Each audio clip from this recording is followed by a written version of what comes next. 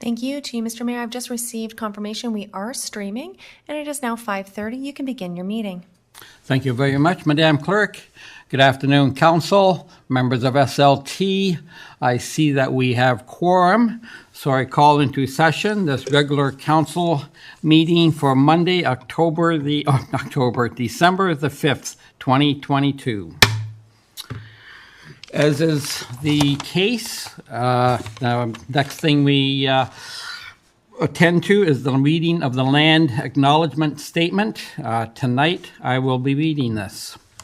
We begin this meeting by acknowledging the land on which we gather is the traditional territory of the Haudenosaunee and Anishinaabe peoples, many of whom continue to live and work here today. This territory is covered by the Upper Canada Treaties and is within the land protected by the Dish with One Spoon Wampum Agreement. Today, this gathering place is home to many First Nations, Métis, and Inuit peoples, and acknowledging us reminds us that our great standard of living is directly related to the resources and friendship of Indigenous people. Thank you. And now to Madam Clerk. Through you, Mr. Mayor, thank you. I do have a motion put forth by Councillor Olson, seconded by Councillor Hildebrandt. Be it resolved that the agenda for the December 5th, 2022 regular meeting of Council be adopted as circulated. To you, Mr. Mayor, for any discussion. Thank you. Any discussion on the adoption of agenda? Not seeing any, Madam Clerk? Thank you. The vote begins with Councillor Eckhart. Yes. Councillor Hildebrandt. Yes. Councillor Kerr. Yes. Councillor Niznik. Yes. Councillor Olson. Yes. Councillor Wink. Yes. Mayor Junkin. Yes. Thank you, Mr. Mayor. That carries. That brings you to your next agenda item, being the disclosure of pecuniary interest. To you, Mr. Thank Mayor. you. After looking at the agenda, does any councillor have a disclosure of pecuniary interest and general nature thereof to declare? Not seeing any, Madam Clerk? Thank you. I have so noted. Mr. Mayor, that brings you to your first item of business, and we do have a presentation from Mr. Ryan Cook with respect to the 2022 Town of Pelham Holiday Cards. To you, Mr. Mayor. Thank you. Mr. Cook, if you're there, you have the floor. Thank you very much. Through you, Mr. Mayor, before I get started, I'd just like to thank yourself and council and staff for allowing me back to do this once again. It's definitely one of my favorite reports to present to council. I've been really looking forward to this one. So for new councillors, every year the town of Pelham calls on the youth of the area to produce some artwork for our holiday Christmas card or holiday card. So here are the ones that I think staff chose to present for you tonight.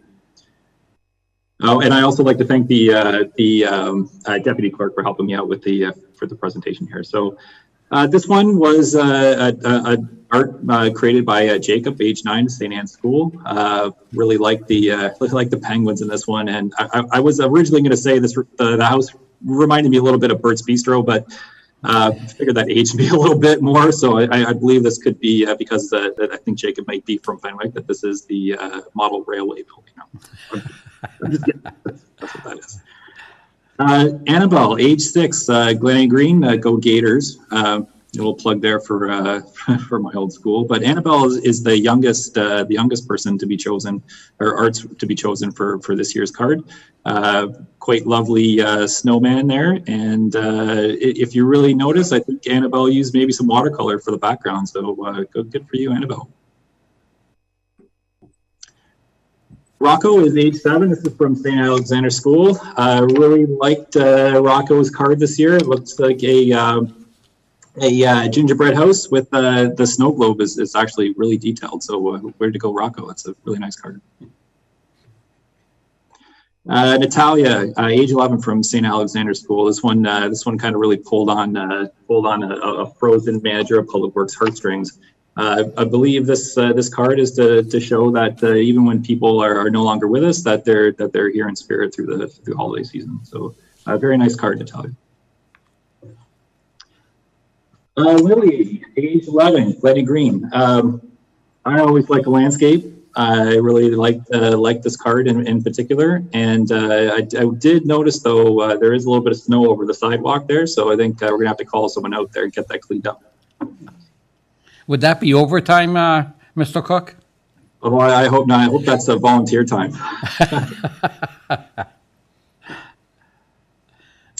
Laura, age 11 from St. Alexander School. Really like this card. It is either one of Sandham's elves, a Christmas gnome, or it could potentially be my dad out for a walk.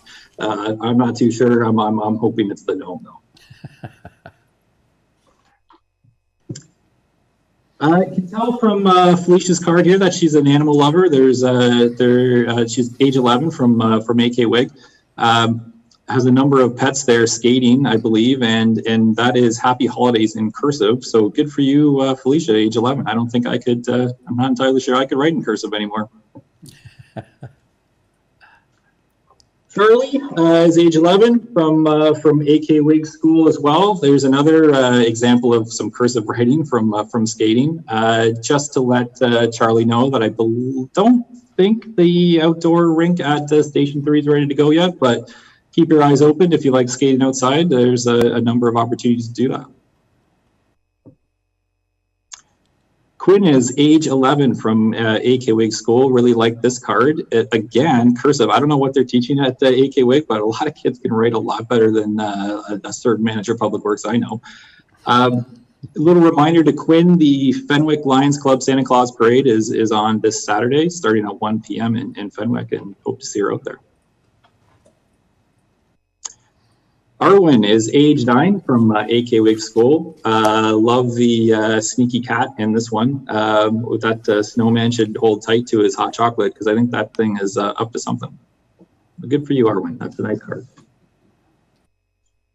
Oh no, sorry. I have to apologize to the council and the mayor. I have to actually declare a non-pecuniary conflict of interest on this card, as I do believe I may have a close personal or family relationship with the creator of this one.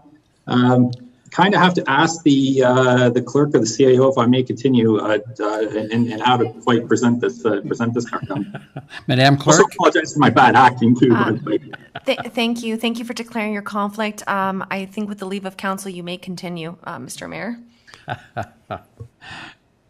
All right, thank you. That was a relief. So this one is actually my daughter's card. She's age 9 from AK Wig, and you will notice by the creativity on this one, probably gets all this stuff from her mom. I cannot draw whatsoever, and her printing is also a lot better than mine. So good for you, Riel. I hope you're watching and really like your card.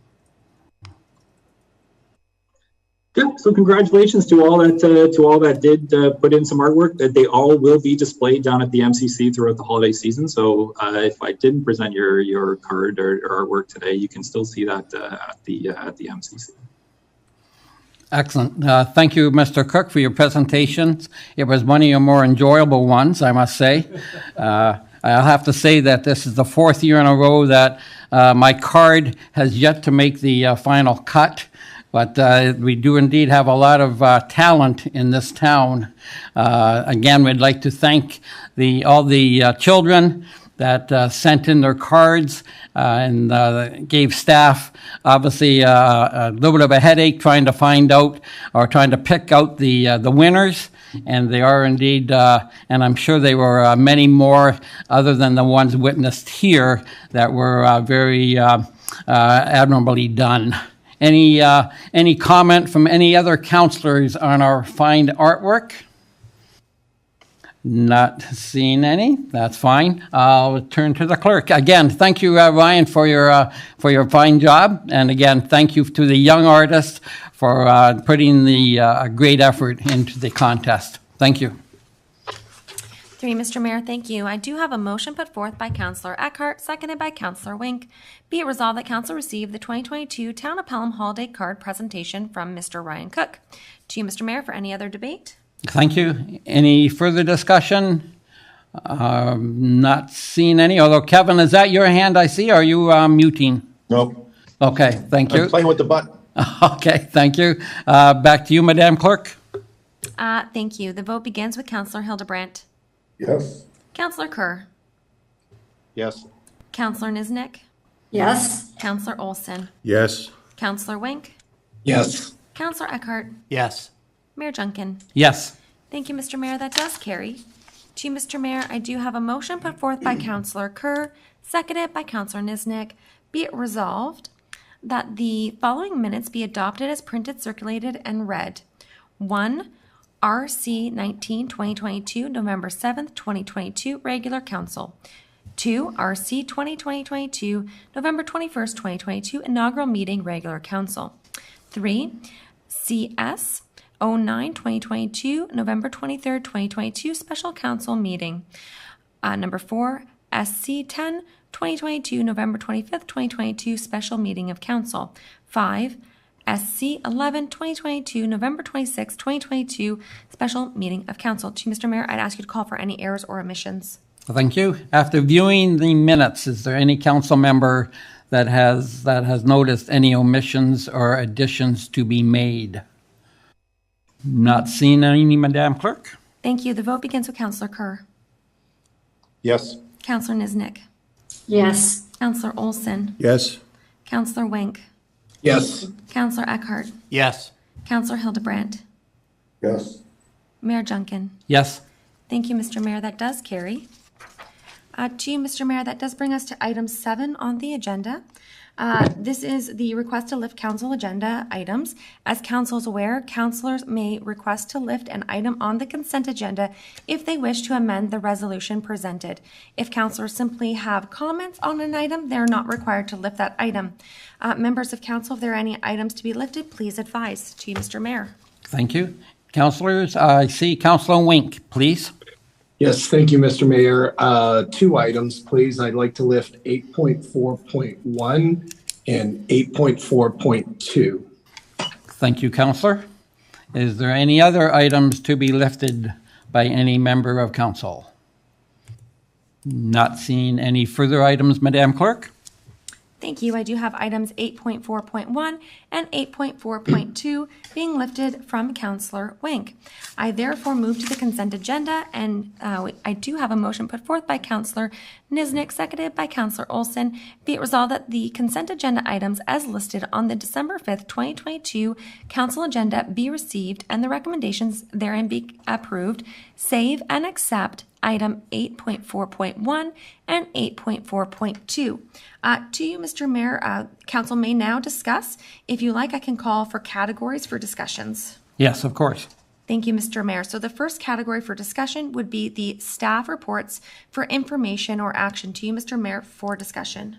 Okay. Is there any council member that would like to discuss the staff reports? And I see Councillor Olson has got his hand up.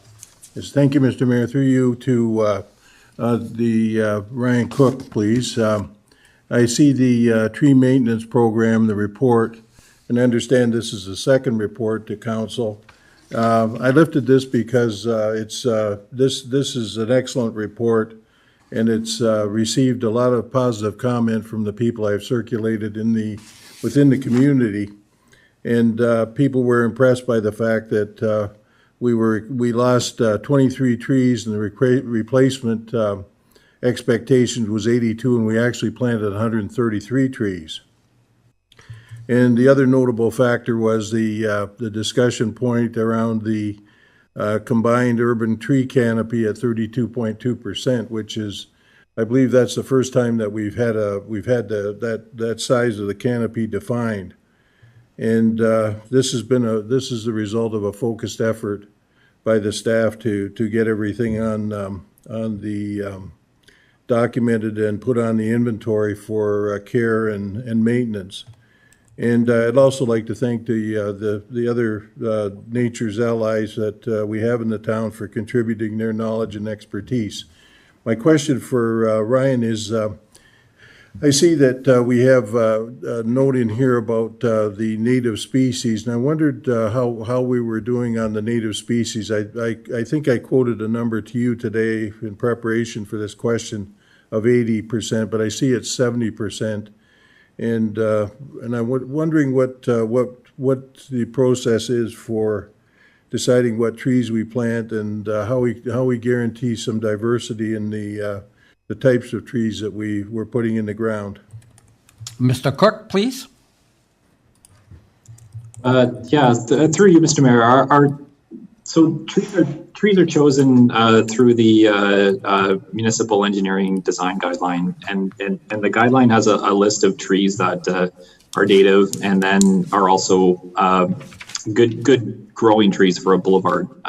Ones that have a higher rate of survivability and that are tolerant to an urban environment. So we typically do choose native species, and those would be Carolinian and deciduous trees. And then we look at the location of where they're going to go and determine which tree is best suited for that particular spot. And that involves really our arborists having a look at and seeing where the hydro lines or utility lines and closeness to other utilities, and then basically really it's the area that tree is going to grow in. So whether it's in between a road and a sidewalk, or there's curb and things that will constrict some of the root growth and things like that. So a lot goes into the planting of trees and their specific locations, but we do really try to use a native species because we know they're going to grow well here. Thank you for that, Mr. Cook. Mr. Olson? Yes, thank you, Mr. Mayor. Through you, so every system has room for improvement. So I suppose there's some kind of a continuous improvement loop that you're going to operate for this year. What sort of things do you have in mind for improving the tree cover in the community? Mr. Cook? So through you, Mr. Mayor, we're going to continue to use that. I mean, really the policy, our tree maintenance policy lays out how many trees that, like how many trees we plan in comparison to how many we take down. And we're always looking to grow the canopy in a responsible way, really. So we're really focusing on maintenance of the existing canopy and trees. So we're trying to continue to work through our cycle. The one that we started last year. So there's just so new council understands, there's a 7-year pruning cycle that we initiated last year. Now it's going to take some time to get on that because a lot of the pruning was previously done by complaint process only. So we didn't really have a systematic way of going through the tree inventory. We're continuing to work on our tree inventory. I think we're about little over 2/3 of the way through that as well. And that will give us a better picture of what kind of trees we have out on the boulevards and what we can do to protect and to help them grow better. Councillor? Yes, thank you. Through you, Mr. Mayor. I think this is a great report and great progress, and I'm certainly looking forward to the progress you're going to make this year and the next year. Thank you. Thank you, Councillor. One question, if I may, Mr. Cook. When the town takes over a subdivision, or let's put it this way, let's go another way. When a developer plants a subdivision, how long are they responsible for those trees before they become the town responsibility? Is there there must be a set number of years from the time they're planted until we take them over? Could you go into that, please? Yeah, through you, Mr. Mayor. I'd probably throw this one over to the Director of Planning and the Director of Public Works. There's a bit of a difference between the time when a tree is planted and when a subdivision is assumed. So I believe that they're probably better at answering this question. Okay, thank you very much. I'll go to Director of Planning, Ms. Weens. Yes, thank you, Mr. Mayor. So when a subdivision wants to be assumed, what happens in terms of the process is that there is an inspection done, typically by public works staff, and they look to ensure that all things that are supposed to be in the subdivision are in, including sidewalks, street trees. They also camera the stormwater system and the infrastructure, the underground infrastructure as well. So they make sure that all the street trees are in, and then the subdivision goes on maintenance for a year.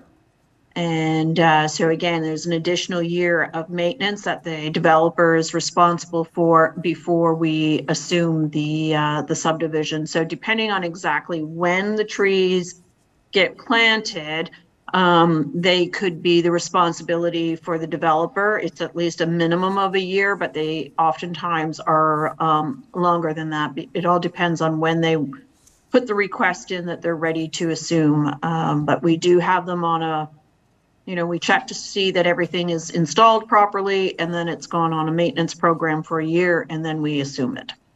Excellent. Thank you for that. Before we move on, any counselor have any other questions on the staff reports? And Councillor Kerr. I think you can hear me. Again, it's a follow-up question to the trees. I'm aware after tree planting, a lot of the trees are planted with stakes for support, and that I've noticed many years after the tree requires it, the stakes are still in place. Now, I understand that's not part of a pruning process, but I've gone by places where some of the stakes are actually now impeding the trunks of trees. Is there a plan with my background and looking at things? I mean, you don't need a stake there for 7 or 8 years in place. Is there a process that these stakes are routinely removed? Because I know that for homeowners taking care of the area around the trees, these stakes can be an impedance as well. But they're also tying the trees and strangling some of them for undue lengths of time. So I'm just wondering, is there a process for removing them after the town has assumed the responsibility? And let me go to the Director of Public Works, Mr. Moore. Yes, thank you. Through you, Mr. Mayor. Our operations staff, once we assume whether it's a subdivision, once we assume the subdivision, we will do an inspection on those trees. At that time, we take over ownership. We usually have our arborist and either that person or our supervisor of beautification attend the meetings with the engineering staff to inspect the trees to make sure they're not harmed. If they are, we ask the developers to replace those trees. Ryan, I don't know if you have some further comment with respect to the actual maintenance prior to assumption. Mr. Cook, please. Yeah, through you, Mr. Mayor, and we did recognize this as an issue. To Councillor Kerr's point, there was a period of time where the stakes weren't removed in time, and we've been working on getting to those a little bit better. If you do know a specific location where the stakes are still existing, please let us know. But we typically leave them on now for about a year after planting, and after that, arborist takes another look around just to make sure that the roots have kind of set, and we remove the stakes. But usually we try to get to them in about a year's time. Thank you. Councillor? Councillor Kerr, any other further comments? Thank you. Yeah, I will be in touch then. As I said, there's a significant number of trees that the stakes have been there for several years rather than a year after planting. And in some cases, as I say, some cases, not all, but the support wires have been cut, but the stakes still remain, things like that. So I will talk to you about that. Okay, thank you for that, Councillor. Any other comments on any staff report? I see Councillor Hildebrand. Through you, Mr. Mayor. Yes, I got staff comment on the staff report on 8.4.3, which deals with the NPI and Penn West Board. For the councillors that are new, I am the representative on Penn West for the town of Pelham till the end of this year. And Penn West has 6 directors, 3 from each community: Lincoln, West Lincoln, Pelham. And the president is Brian Walker from Pelham. The chairman is a gentleman from Lincoln. NPI has 8 directors, 4 from Niagara Falls and 4 from a combination of Pelham, Lincoln, West Lincoln. And they're on a rotation basis. One of us gets 2, and next year we get 2. In total, customer size, Pelham has 1,320 customers. And basically, our customers are landlocked. NPI has a total of 58,174 customers. Shortly, we're going to be meeting and distributing the distribution of revenue that comes from NPI to Penn West. And Penn West received 25.5% of the NPI revenue. So we will be getting a significant amount at that time. One thing to recognize is that when you look at the numbers, Pelham gets 4.3% of the distribution and only represents 2.2% of the population. So I'm sure these other municipalities are growing, and we're essentially landlocked at this time. So it's an exciting time, and I think both those positions that are open are extremely valuable to the town and should be kept in the town by town residents or councilors. With that, I'd like to ask the question to the clerk. The notice says there's advertising for individuals. And what does that mean? What kind of information are they required? Because obviously some councilors may be interested in those positions. And are you looking for a complete CV and letter and all the details of our backgrounds to apply for that position? Thank you. Through you, Mr. Mayor. Should council adopt the resolution presented on this? Yes, it does direct staff to engage in advertisement for those positions. Our HR coordinator, Ms. Linguar, has created some job postings, and yes, we would be looking for the cover letter and a resume, and there are posting qualifications for those positions, yes. Councillor? Is that intended to go in the local papers? No, well, perhaps, yes, we do have ongoing advertisement through the local papers and our social media indicating that we'll be that we are advertising for committees and boards, etc. And it's linking people back to our HR careers webpage, which is where all of the applications will go. And then council will make those appointments at a later date. Thank you. Okay, thank you, Councillor, bringing that to our attention. One last time, any other councillor have any comments on the staff reports in the consent agenda part? All right, I see Councillor Nesnick. Yes, I'm not sure if this is in the right area, but we'll give it a shot. So it's just with regards to the Niagara Regions report. So am I in the right spot? Is this the right time? And what number is that, please? So 8.5.1. Madam Clerk? So right now we're just on the staff reports, which would be items 8.3, which is 8.3.1 all the way to 8.3.6. The Niagara correspondence is with respect to information correspondence. Thank you. Okay. I thought it was a bit premature. I'll wait. Next group, I believe. Thank you. Any other on the any comments on the group that we are discussing, the staff reports? And seeing none, Madam Clerk. Thank you. That brings us to the action correspondence of routine nature. I just remind council that 8.4.1 and 8.4.2 were lifted, so they'll be considered separately. So it does just bring us to 8.4.3, which is the correspondence from Mr. Brian Walker regarding the NPEI and PWPI board appointments. To you, Mr. Mayor. Okay. Any on these items? And not seeing any, Madam Clerk? Thank you. That does bring us now to 8.5, which is the information correspondence.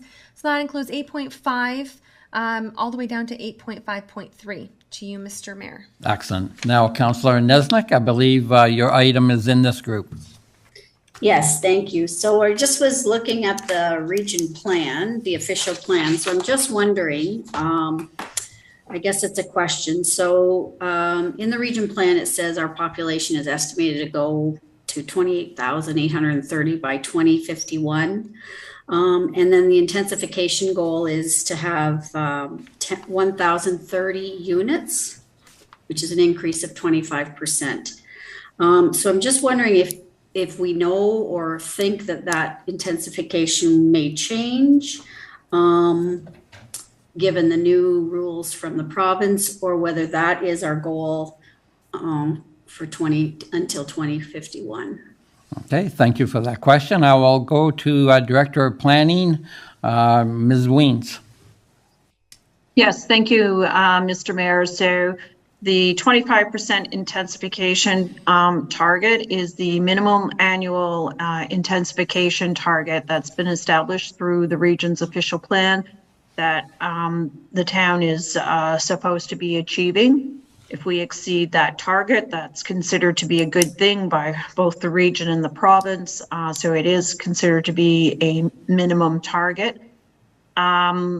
The plan was approved by the province on November 4th, so just over a month ago, and they didn't make any changes to those intensification targets or the population growth numbers as part of their approval. So that is what we are proposed to be targeting towards, certainly in the foreseeable future. And when we update our official plan, we'll be working with those numbers as well. Councillor? Okay, so thank you. So is that 25% per year or over the next? No, the years? target is an annual target, so it's 25% annually. And so again, we monitor that based on the approvals that are given over over the year. So we do track that, and it's prior to the approval of this official plan, our intensification target was 15%. So it's increasing from 15 to 25%, but it is an annual target. Thank you. Okay. Thank you, Councillor. Any other items in this group, but any councillor wants to bring forward? Not seeing any, Madam Clerk? Thank you. Your final category is with respect to the minutes for committees. To you, Mr. Mayor. Okay. And any questions, discussion on the minutes? Not seeing any, Madam Clerk? Through you, Mr. Mayor, thank you. So this is for the consent agenda items, and the vote here would begin with Councillor Niznik. Yes. Councillor Olson. Yes. Councillor Wink. Yes. Councillor Eckhart. Yes. Councillor Hildebrandt. Yes. Councillor Kerr. Yes. Mayor Junkin. Yes. Thank you, Mr. Mayor. That does carry. To you, Mr. Mayor, that does bring us to our items which were pulled for separate consideration. Our first item is the call for nominations for 2023 to 2027 Rural Ontario Municipal Board Roma of Directors. The original motion put forth by Councillor Niznik and Councillor Olson is be it resolved that Council receive the call of nominations 2023 to 2027 Rural Ontario Municipal Association's Roma Board of Directors, and that Council for the Town of Pelham hereby support Councillor Blank nomination to serve the Roma Board of Directors. To you, Mr. Mayor, for discussion. Okay, and Councillor Wink, you pulled that item. Let's hear your comments. Yes, so in past conversations with Councillor Olson, he's desirous of being nominated for the board and would like to run for, I believe we're District 10. Correct me if I'm wrong on that, but I'm not sure if and when Pelham actually had a councillor on the Roma board. I think this is a great opportunity for Councillor Olson, and he'll help shine some light on our municipality as a result. And I'd certainly support his efforts on getting elected on the board. Thank you, Councillor. Councillor Olson, do you accept this nomination? Thank you, Mr. Mayor, and thank you, Councillor Wink. I certainly do. I would look forward to the opportunity. I've had experience in associations, starting with the Automotive Parts Manufacturers Association, and in 1988 we promoted the auto parts sector in the free trade agreement with Mexico and the United States. So I know what can be done and what can be achieved, because that was a very positive thing that replaced the Auto Pact, which was dying and would have left Canada without an auto parts or manufacturing industry. And we see today the other result of that is the is the electric vehicle plant in Ingersoll. So I look forward to being able to put those kind of things forward. I know that there's going to be a situation of rationing of capital that's going to come from the other levels of government, and I want our say to be heard. If somebody doesn't speak our ideas and our needs into existence, we'll get ignored. So I want to be there to do that. Thank you. Thank you, Councillor Olson. Councillor Hildebrand. Through you, Mr. Mayor, I definitely support Councillor Wink's recommendation and Councillor Olson's appointment. Thank you. Okay, thank you. Councillor, no, I'm sorry. I'd like to have the CAO. You, of course, have been going to Roma for many years. Perhaps any comments you may have on this appointment or this nomination?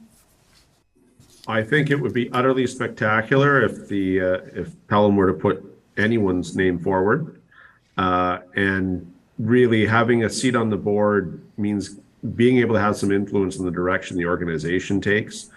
For those who don't know, I mean, it's an excellent funding opportunity for rural municipalities, but more than just funding, although money always matters, it's an impact, it's a chance to have voices heard through policy. And there are a number of issues that really impact us quite differently than what happens to large municipalities. So we've had vicariously, Pelham has a seat on FCM through Councillor Diana Hewson, our regional rep from this town, happens to sit on that national association. And it is most certainly my opinion that that's been enormously beneficial to this community.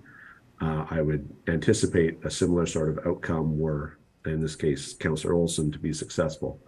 So certainly a unanimous vote is a nice, strong thing. I can't tell you about any Niagara West municipality, but I'm not sure that Pelham's ever had representation on this one. So certainly not in a long time at any rate. I'll probably be asking the clerks to do some historical research to see if we can come up with that answer. But I think it absolutely behooves us to take this step forward. Excellent. Thank you, Mr. CAO. And does the election take place at the conference itself in the middle of January, I believe? Well, yes. So nominations are already in, and there's an opportunity open only to elected officials. So I've not physically been part of that to sort of kibbutz and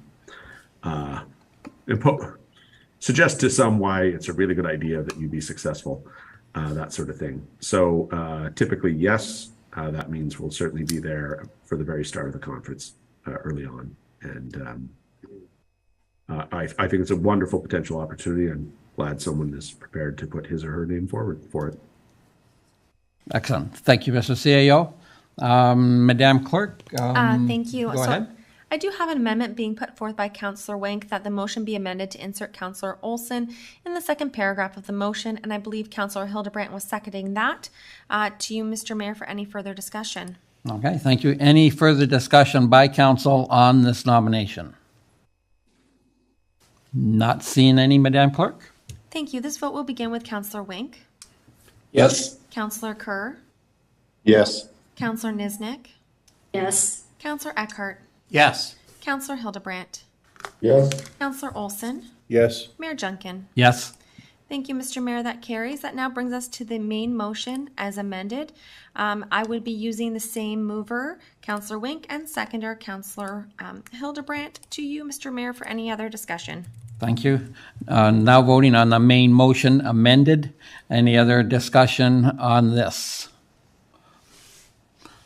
Not seeing any, Madam Clerk. Thank you. This vote would begin again with Councillor Wink, Yes. Councillor Kerr, Yes. Councillor Niznik, Yes. Councillor Eckhart, Yes. Councillor Hildebrandt, Yes. Councillor Olson, Yes. Mayor Junkin. Yes. Thank you, Mr. Mayor. That carries. That brings us to our next item, which was lifted from the consent agenda. And for clarity, for the record, the motion being put forth is be it resolved that council receive the correspondence from the Niagara region, CLKC 144, appointments to the Niagara Transit Commission Board, and further be it resolved that council recommend Councillor Olson to continue representing the town of Pelham on the Niagara Transit Commission Board. To you, Mr. Mayor, for discussion. Thank you. And we'll go to Councillor Wink. You lifted Yes, this so item. sorry, I didn't see the last part of that motion recommending Councillor Olson. So that was my desire anyway. I think he's done a great job on the Transit Commission and has the experience and expertise to carry us forward. Excellent. Thank you. We need a seconder? No. No, I do have the original mover and seconder, so that's fine. Excellent. So any other comments on this? Councillor Hildebrand. Through you, Mr. Mayor, I fully support Councillor Wink's suggestion and recommendation of this report from staff. Councillor Olson would make an excellent representative for that. Okay, thank you very much, Councillor. Any other comments? Not seeing any. Madam Clerk? Thank you. This vote will begin with Councillor Hildebrandt. Yes. Councillor Olson. Yes. Councillor Wink. Yes. Councillor Kerr. Yes. Councillor Niznik. Yes. Councillor Eckhart. Yes. Mayor Junkin. Yes. Thank you, Mr. Mayor. That does carry. And perhaps I regress not asking Councillor Olson if he would indeed accept this. Go ahead, Councillor. Thank you, Your Worship. I certainly do. Again, this is an important thing for the environment and for the community, and it's not often that you find something that has the support of the business community and the disadvantaged people and the chambers of commerce, and very wide support. And we've made some great decisions, I think, on our senior leadership in the organization, and our budget and our capital strategies. And I think we've got 2 hurdles ahead of us, and I'll report on them at the next meeting. But basically, we have a cost concern, and we have a service concern, a quality of service concern. So the commission will be working on those things. So thank you very much for your confidence in appointing me to the commission. Thank you, Councillor. On behalf of Council, we thank you for accepting the position. Thank you. Madam Clerk? Through you, Mr. Mayor, thank you. That does bring us to the staff reports requiring action. And I do have a motion put forth by Councillor Kerr, seconded by Councillor Hildebrandt. Be it resolved that Council receive Report 2022-0274, Town of Pelham Selection Process for Deputy Mayor for information, and that Council direct staff to proceed with option blank to select a Deputy Mayor for the Town of Pelham, and that Council direct the clerk to bring the matter of Deputy Mayor selection to the next regular meeting of Council, being December 19th, 2022. To you, Mr. Mayor, for discussion. Thank you. Any discussion on this motion? Not seeing any. Oh, Councillor Olson? Yes, through you, Your Worship. I'm partial to the existing system that we have right now, that allows each one of us to occupy the position and have that experience. I'm not here for the money. We're not paid very much, but I'm here for the experience. And this is an experience that I'd like to have as an opportunity to be a deputy mayor, even if it's only for 8 months. But we've had, this is a system that's worked well. It's not a perfect system, and I don't think that any of them are. But at the same time, we've had occasions where the town should have been represented and we weren't in the last council, and that's because of COVID and a number of other things and that disrupted many things. But we should have someone there to represent the town and speak for the town. For example, at the Air Cadet graduation, there you've got youth who are undertaking something that is beneficial for the community and the country, and the town wasn't properly represented. And I fear that there's things like that go on, that we should be in attendance, and we should take the time to make sure that those young people are encouraged. We're all capable people. We were elected by the electorate. If you were looking for diversity, imagine the diversity of experiences and professionalism and everything that we have around this table. in 7 people or 6 people. You know, it's diversity, an aspect of diversity that I think should be taken advantage of, and we should all have this opportunity to be deputy mayor. Thank you. Thank you. So, Councillor, I believe that's an amendment, Madam Clerk? I think this is just discussion going around the horseshoe. I do see some other councillors have their okay. hands up as well. Okay, so this is a discussion. Councillor Kerr?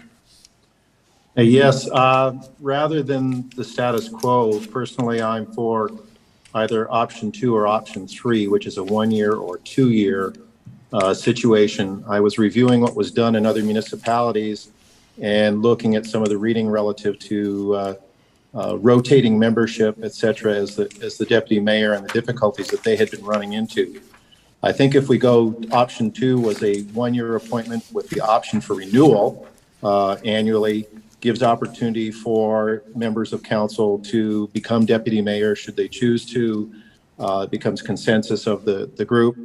And I think it also allows for appoints. In fact, though I appreciate Councillor Olson's comment, some people may not be particularly interested in being the deputy mayor, and being told to become deputy mayor may not be something that they wish. So my instinct is to be looking at either option 2 for 1 year or option 2 for 2 years. The 4-year I disagree with, as that is a whole term situation and does not allow others to get some experience. And so that's kind of my position. Okay, thank you, Councillor Kerr. Councillor Hildebrand. Through you, Mr. Mayor, I agree with Councillor Kerr. Obviously, all of us, the last council, took our opportunity to be the deputy mayor. And although you say there's not a lot of time required to be deputy mayor, I remember my term, I had a lot of time I had having to spend. And it depends a lot on which councillor accepts which assignment to which board. Some of those board positions require a lot of time to be invested by the councillor.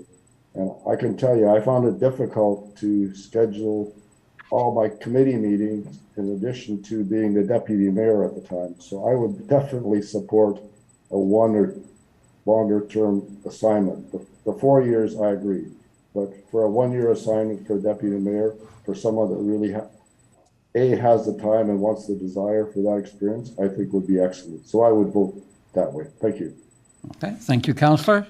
Councillor Eckert. Thank you, Mr. Mayor. I've reviewed this as well, and I would be in support of the 2-year position. I think 4 is too long, and 1 is too close to the 8 months that we're doing now. So I would be in support of 2-year. And just to piggyback on, I believe, Councillor Olson's comments about the town not being there to represent, or people not being there to represent the town at events, I think it's important that we all take our responsibilities here. And if the mayor or deputy mayor can't attend a function, then I think it should be, other councillors should be asked to represent the town at those types of meetings, which I would be very favorable in attending on behalf of the town. So that's my comments. Thank you, Councillor.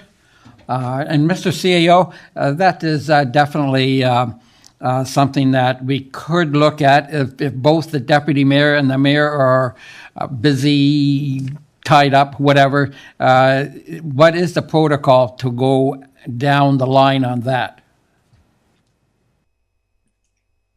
Thank you, Your Worship. We have, in fact, done that over the last term of council. It wasn't often that you were personally unavailable, but it did happen. We were through a pandemic. We're all mammals and we all get sick. So we don't go so far as formal written policy on that, but generally speaking, if an event happens in Ward 1 and the mayor is even when the mayor is available, we try to invite the Ward 1 councillors. And if an event happens in Ward 2, and so it goes.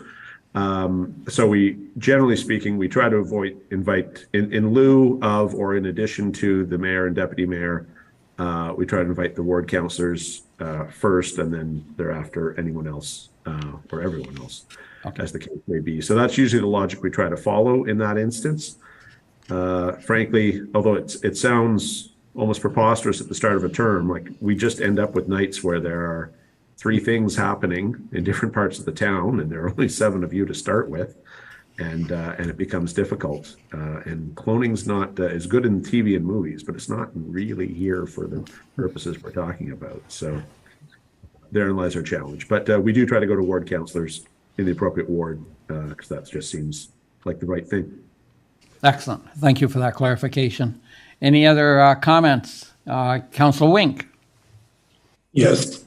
So just following up on Councillor Kerr and Councillor Eckert, I believe the rotational didn't work that well this past term, and I would favor option 3, which is 2 years for deputy mayor, and that is going to be consistent with the recommendations for committees that we stand on a particular committee for 2 years. So that's what I would be supporting.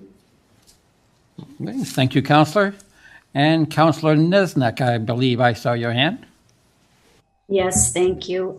Yes, I was thinking option 2, which gives up to 4 councillors the opportunity to be deputy mayor if they so choose. But it certainly could be extended into a 2-year term if the same person was interested in doing a 2-year term. But certainly option 3 would be my second choice as well. I don't think the rotational one should be considered, due to the fact that there might be some people on council who are just not interested in that role at this time. But it is an excellent training ground for anyone who has higher aspirations for whatever the future brings. So I think as many people that can have that opportunity is a good decision.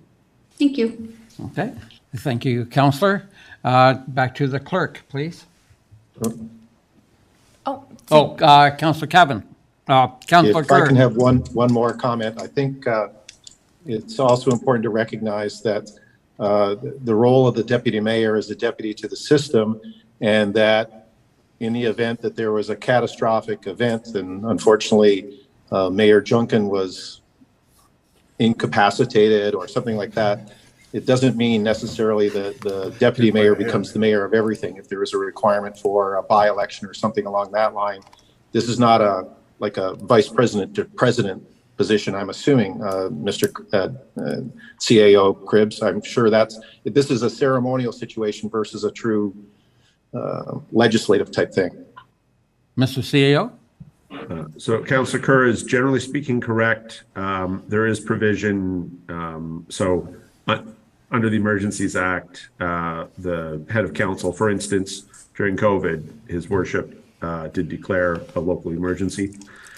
And in the absence of his worship, for whatever reason, for that temporary purpose, we would be sort of doing the U.S. president, vice president thing. But as soon as the emergency, if that's the fact scenario, as soon as the emergency is over, then we would look at proper succession, which is most likely a by-election, but may possibly election. At the minimum, it's an election amongst yourselves. It just depends how close you are to the next election. There's a bunch of stuff in there. But you are basically correct as far as outside emergency circumstances. It isn't an automatic, oh, well, I was in the second seat, so now I'm in the seat number 1. That's not how that would work. Okay, thank you, Mrs. CAO. Any other comments, Councillor Kerr? Not for me, thank you. Okay, thank you. Councillor Olson? Thank you, Your Worship. Yes, I'm persuaded, having heard everybody what they have to say.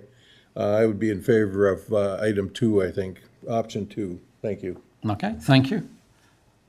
Madam Clerk? Thank you to you, Mr. Mayor. At this point in time, the clerk is looking for an amendment to the motion. If any councillor does wish to put forward an amendment selecting one of the options, it does seem that council is favoring either option 2, which are 1-year terms, or option 3 being the 2-year terms. Okay, thank you. Councillor Wink? So I'd like to make a motion to choose option 3, please. Okay, thank you. And is there a seconder for this motion? Councillor Eckert is seconding. Thank you. So this is an amendment that the motion be amended to insert option number 3 in the second paragraph of the motion.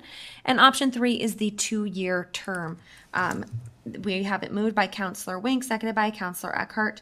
Mr. Mayor, did you have any other discussion? Yes, any discussion on this motion put forward by Councillor Wink, putting forward option 3, which is the 2-year term?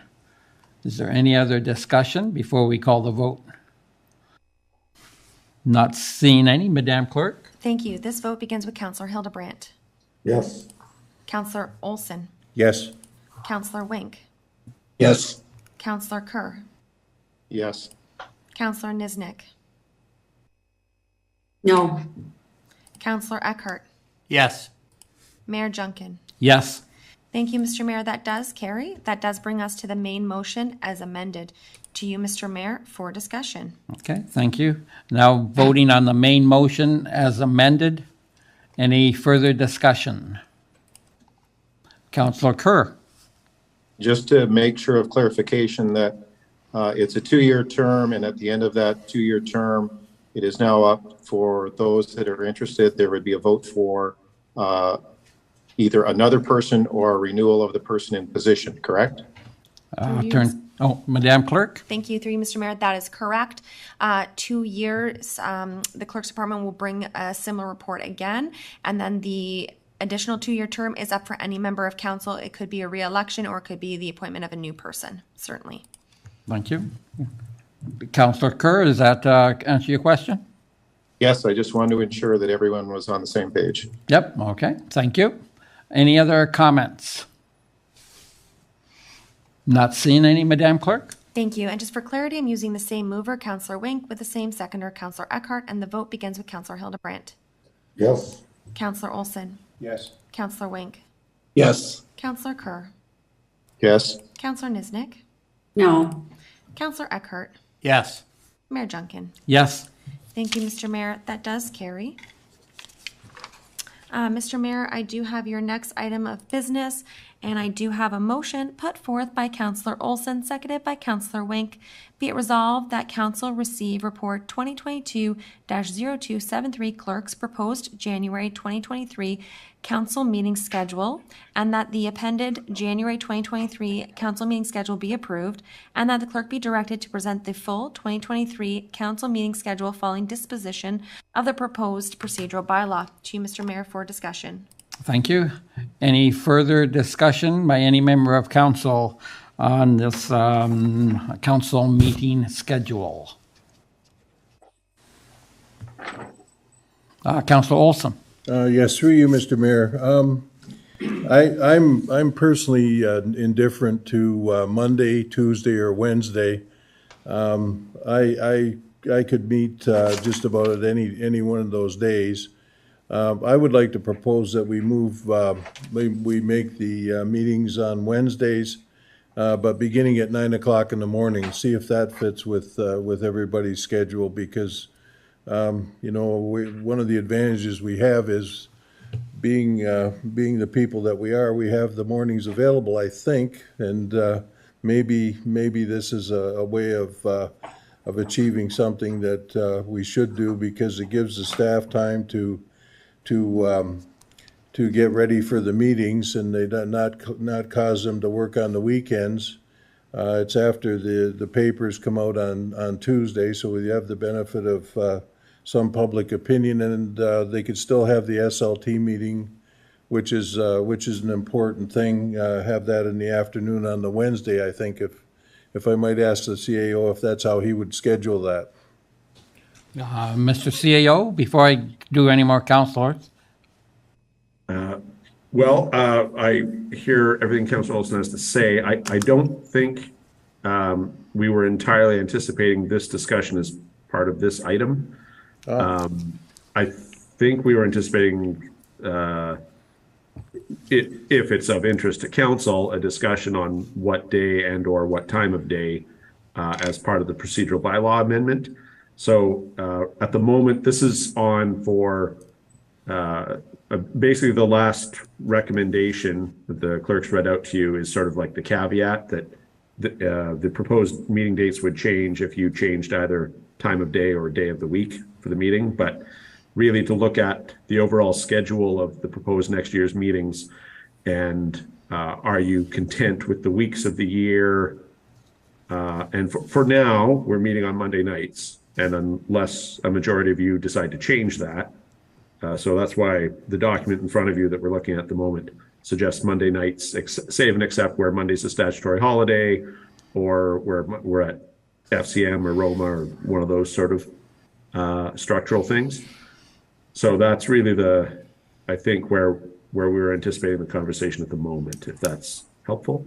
Excellent. So we're not discussing changing the dates. All we're doing is passing this schedule on the premise that the meetings stay on Monday. Is that correct?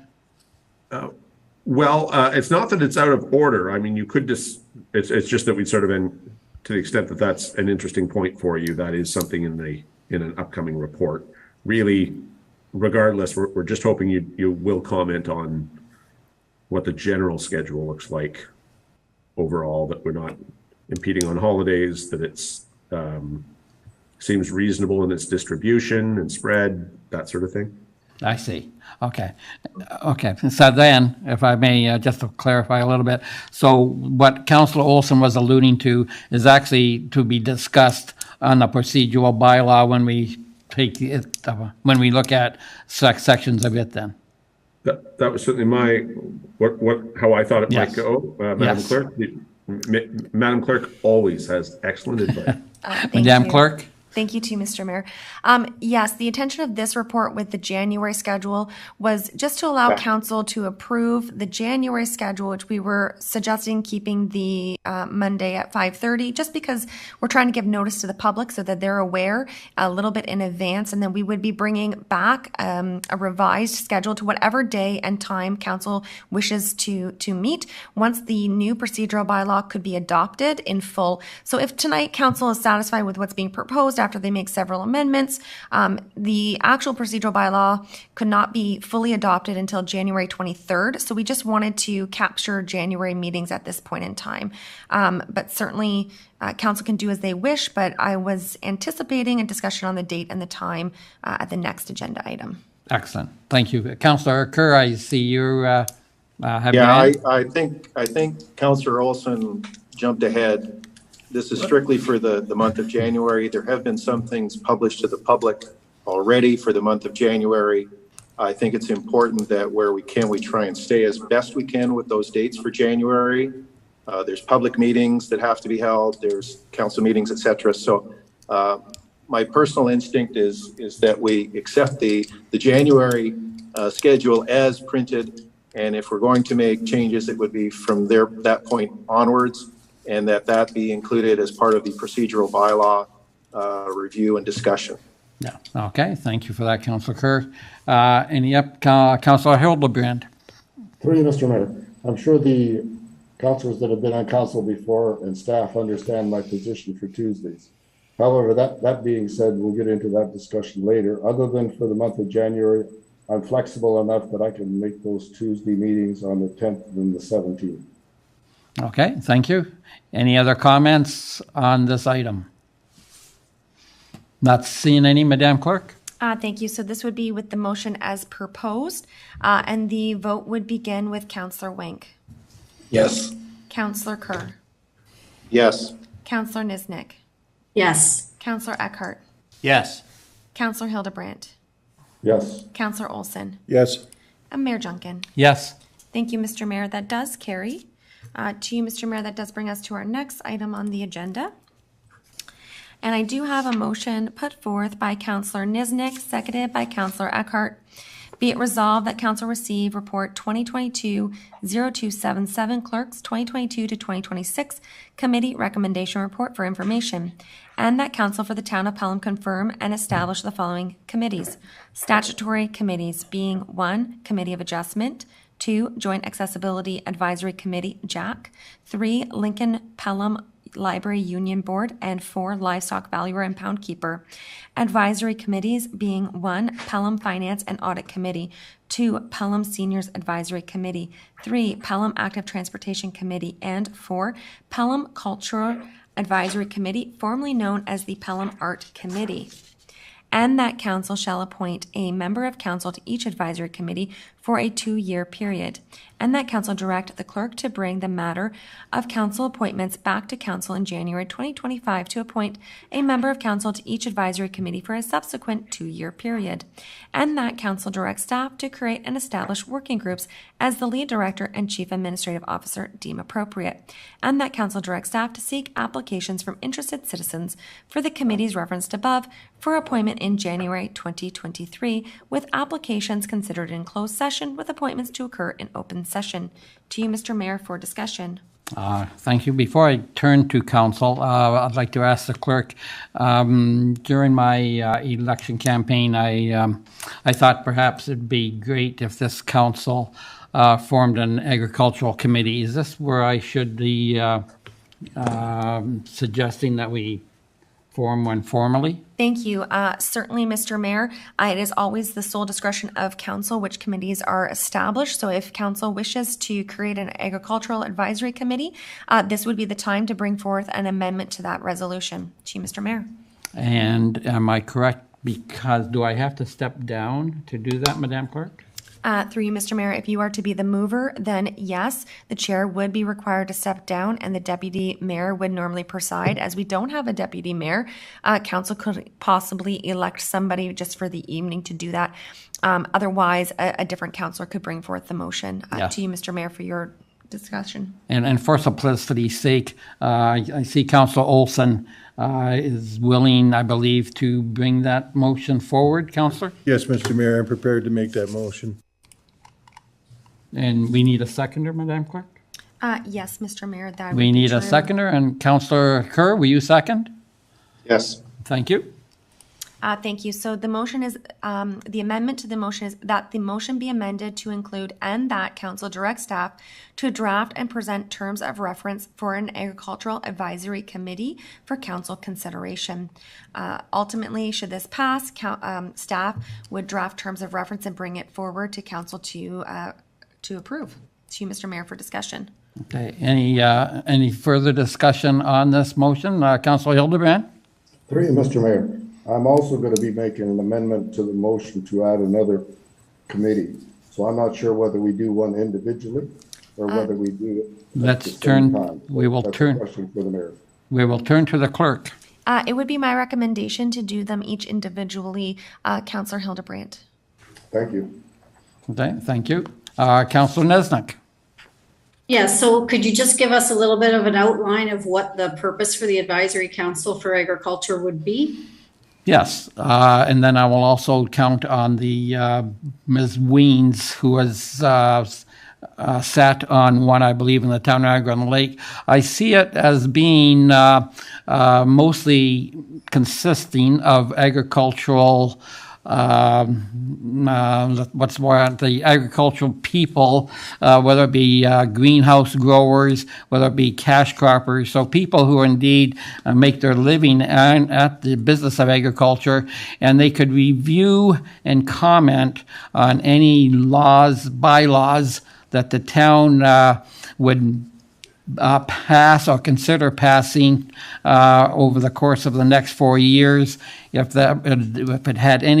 these bylaws had any bearing on the agricultural community at all, it would be great to turn it over to their committee and have them comment as to the pros or cons of what this bylaw would do on their for their business. Councillor. Ms. Weens, could you perhaps flesh that out a little more, perhaps?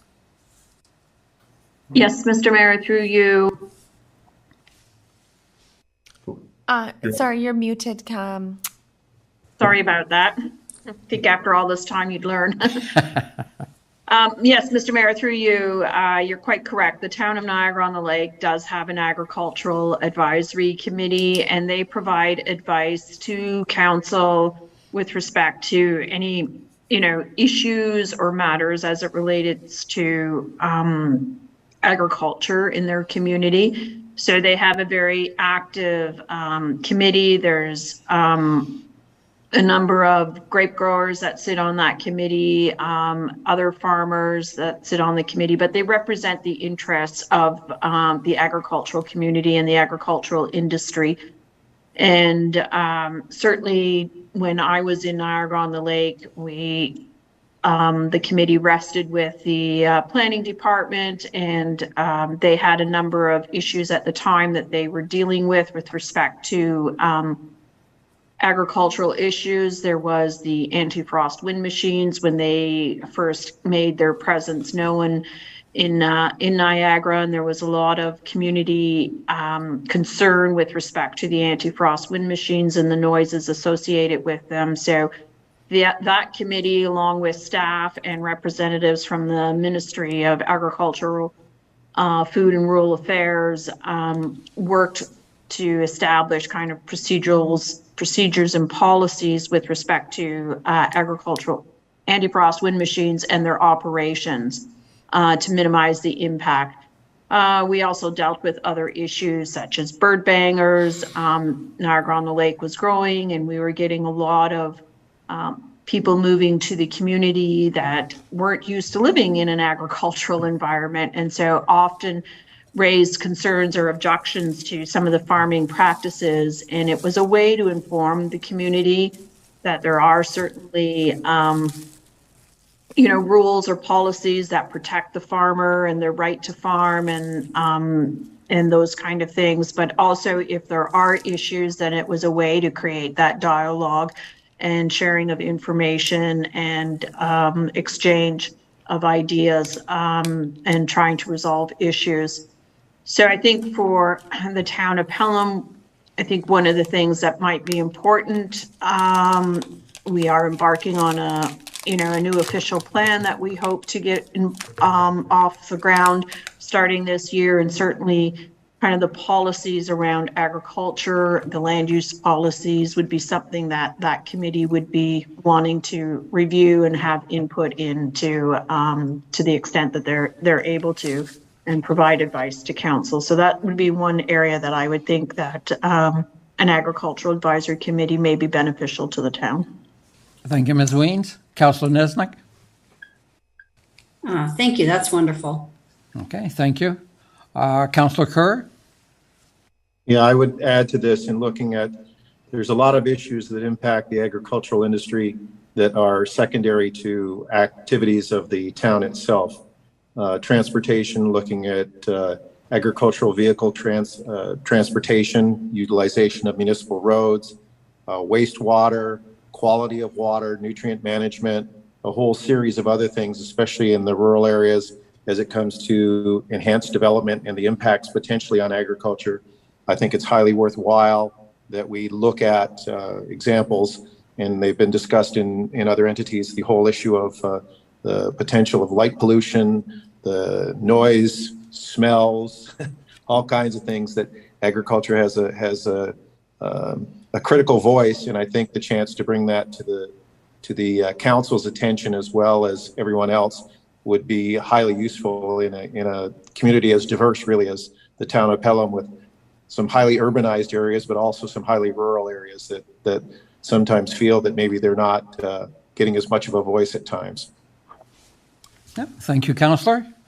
Any other comments? I see Councillor Olson. Yes, Your Worship. I think this will be an important committee because agriculture is a complicated business these days, and there's so many things that we could do to impact it. And I would only add to Councillor Kerr's extensive list there, the biohazards and that type of thing, because I think there are threats to our to the industry that we have to be aware of, and we have to be aware of things the steps that we take that don't threaten the livelihood of our agricultural community, which is the home of very many success stories, real true Canadian success stories, right here in our community. And I think we have to make sure we have the conditions are right for them to succeed. Thank you, Councillor. Any other comments? Not seeing any, Madam Clerk. 3, Mr. Mayor, thank you. This vote does begin with Councillor Olson. Yes. Counselor Wink. Yes. Counselor Kerr. Yes. Counselor Niznik. Yes. Counselor Eckhart. Yes. Counselor Hildebrandt.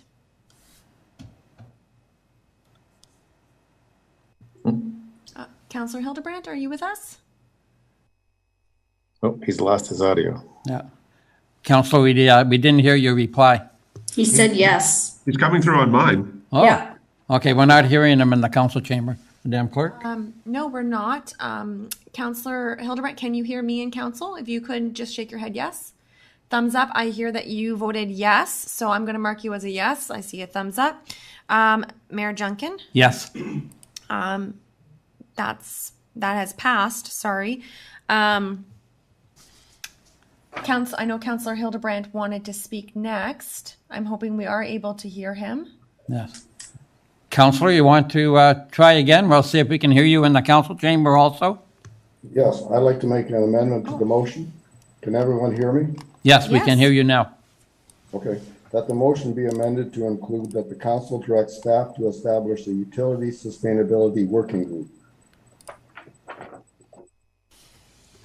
Thank you. I do have Counselor Hildebrandt as the mover, and I'm just looking for a seconder. Is there a seconder on this? I see Councilor Wink.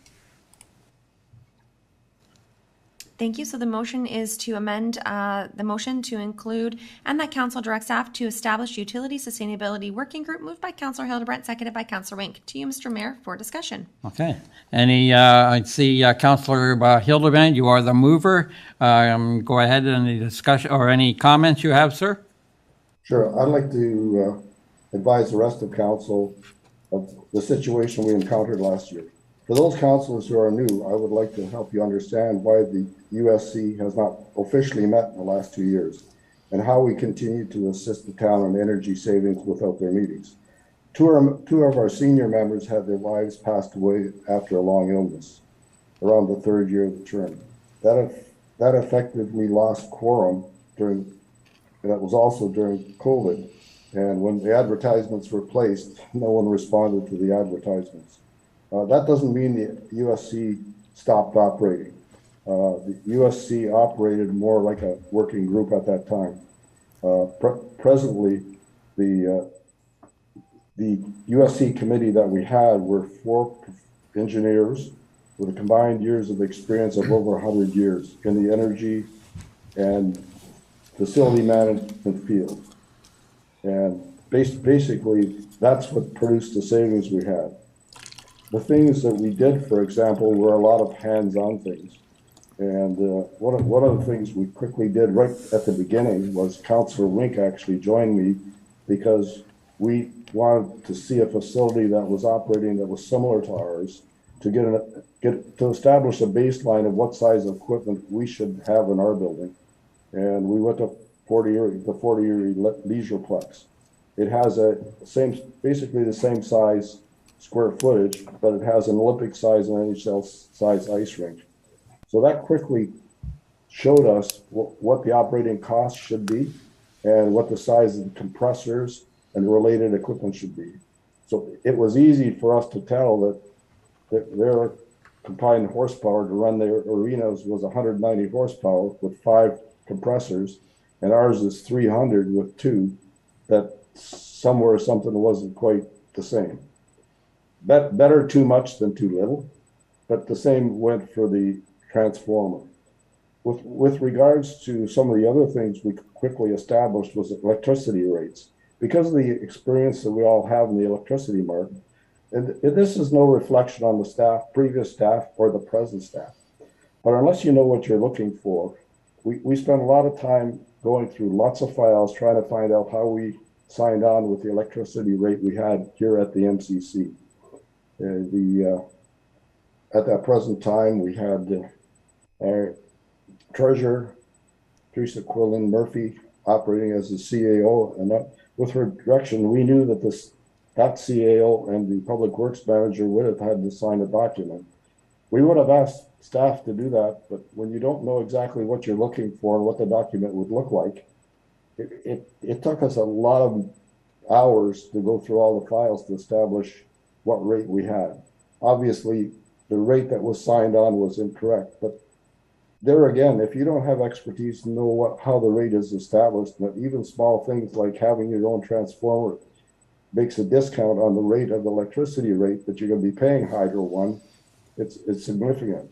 That took us till July of 2019 to negotiate with Hydro One, and they gave us basically 60 cents on the dollar, and we got $68,000 back.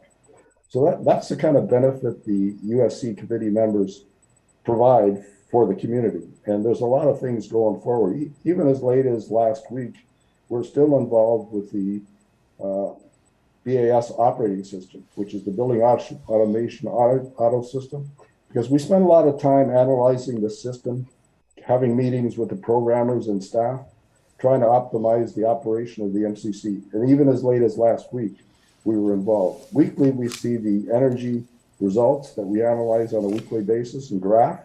And that is another thing that's sent to all the staff and also some of the members of the USC committee. So that's why I think this committee is still valuable as a working group, as a resource. We don't need an official committee, but we are a very specialized resource. One of the gentlemen on the committee actually has his master's degree in engineering, and he's a full-time job as energy minister for the town of Oakville. I mean, this guy has done zero emission buildings, EV charging station, fleets, everything you can imagine. They've already adopted and then done in the town of Oakville. So we can only benefit from this committee, and that's why I'm recommending this committee. Thank you. Okay, thank you, Councillor. Councillor Wink, I believe you did second. Do you have any further comments you would like to make? Yeah.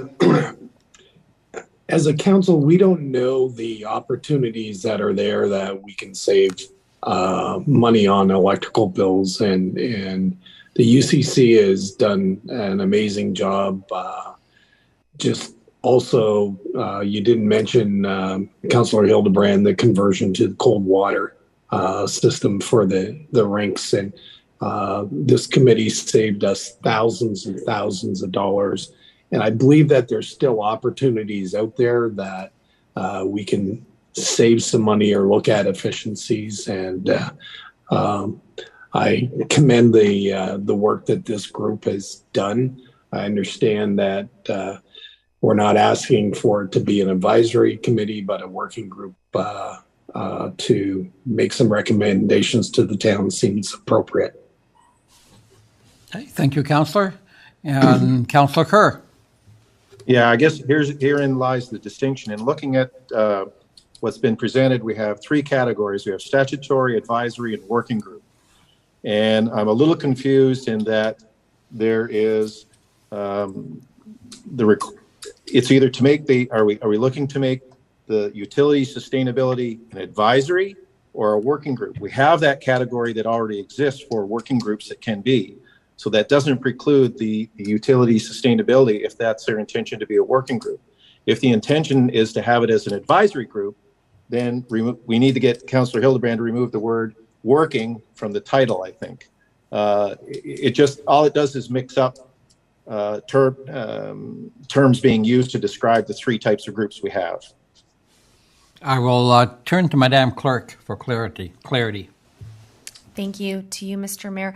It is my understanding that Councillor Hildebrand does wish for this to be a working group.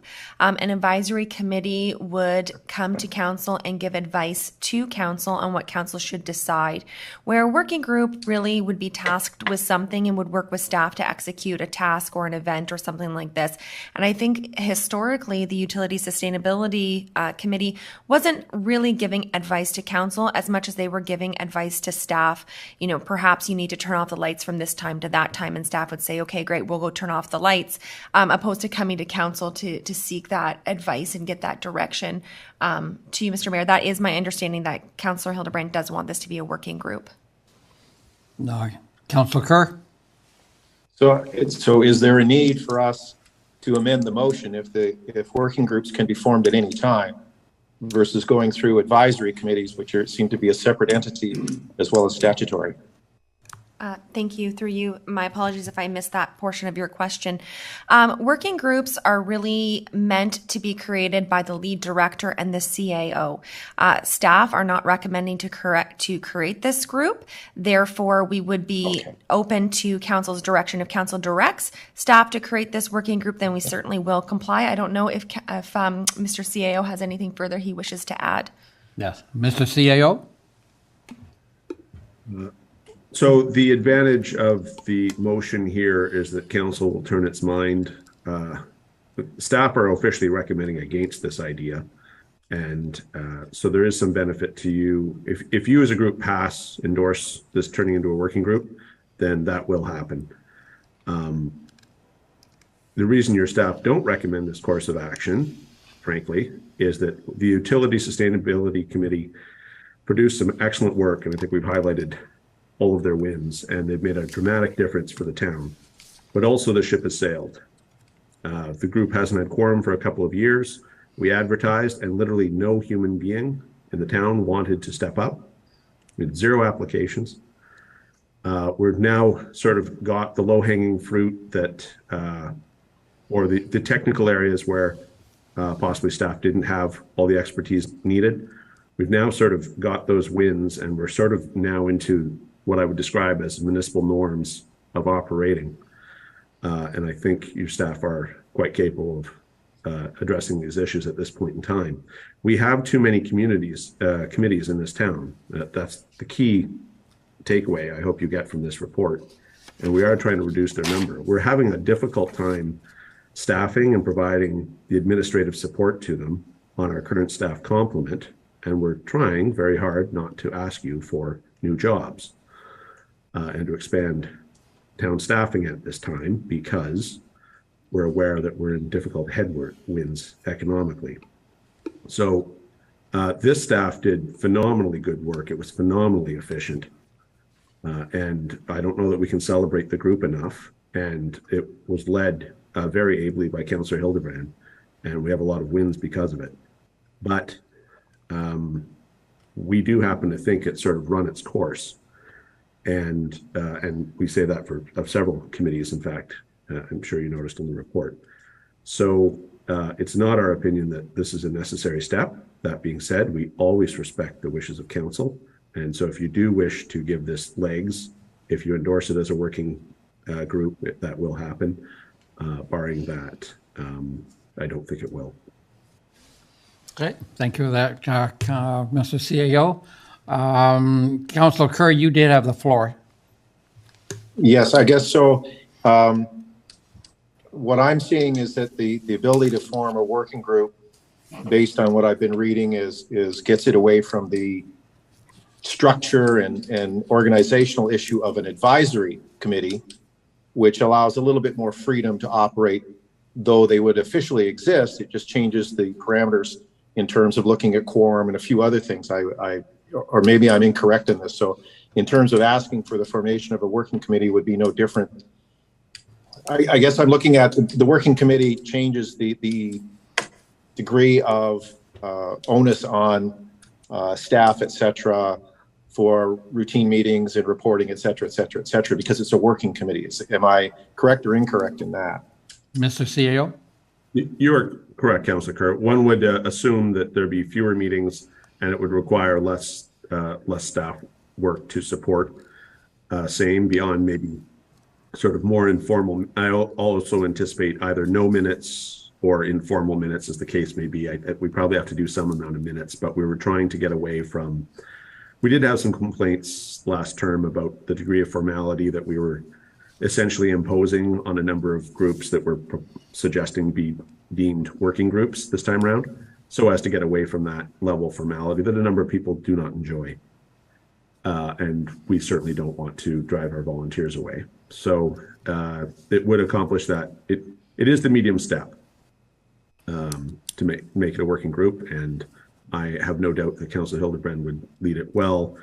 We just don't think it's necessary any longer, and it seemed like an appropriate candidate for cut. Okay. Back to you again, Councillor Kerr, for one last comment. No, that's fine. That's an explanation to me. I appreciate the work of Councillor Hildebrand and hoping to I think there's still opportunities that exist personally, and but if there's a way to do it under a working committee outside of advisory to free up some of the formality, I can see that as a benefit, kind of finding the middle ground from both directions, per se. Okay, thank you. Councillor Hildebrand, I believe I saw your hand. Through you, Mr. Mayor. Not that I ever disagree with the CAO. No, of course not. However, one of the things we may be looking at is a zero emissions library.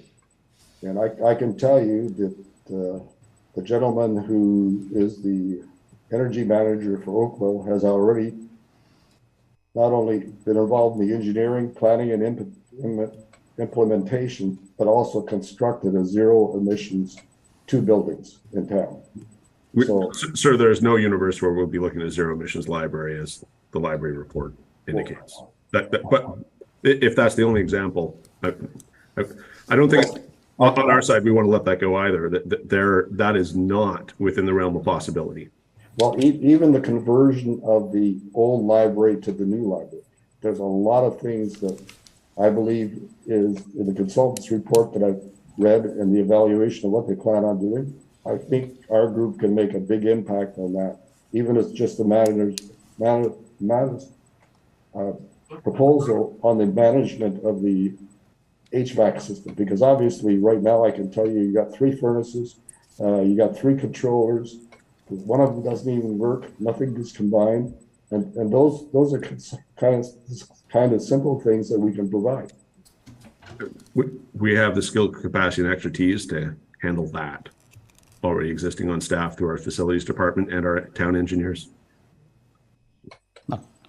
Okay, that's fine. Councillor Hildebrand, any other further comments, or is that okay? No, we will just agree to disagree. How's that sound? Yeah, there we go. Good. Thank you. Any other comments? Madam Clerk, what's the next step then? Yeah, so we do have the amendment put forth. I do have the mover and seconder, so if council is ready, I can call the vote. Okay. Unless there's any further comments, we will call the vote. Go ahead, Madam Clerk. Councillor Kerr. Yes. Councillor Niznik. Yes. Councillor Eckhart.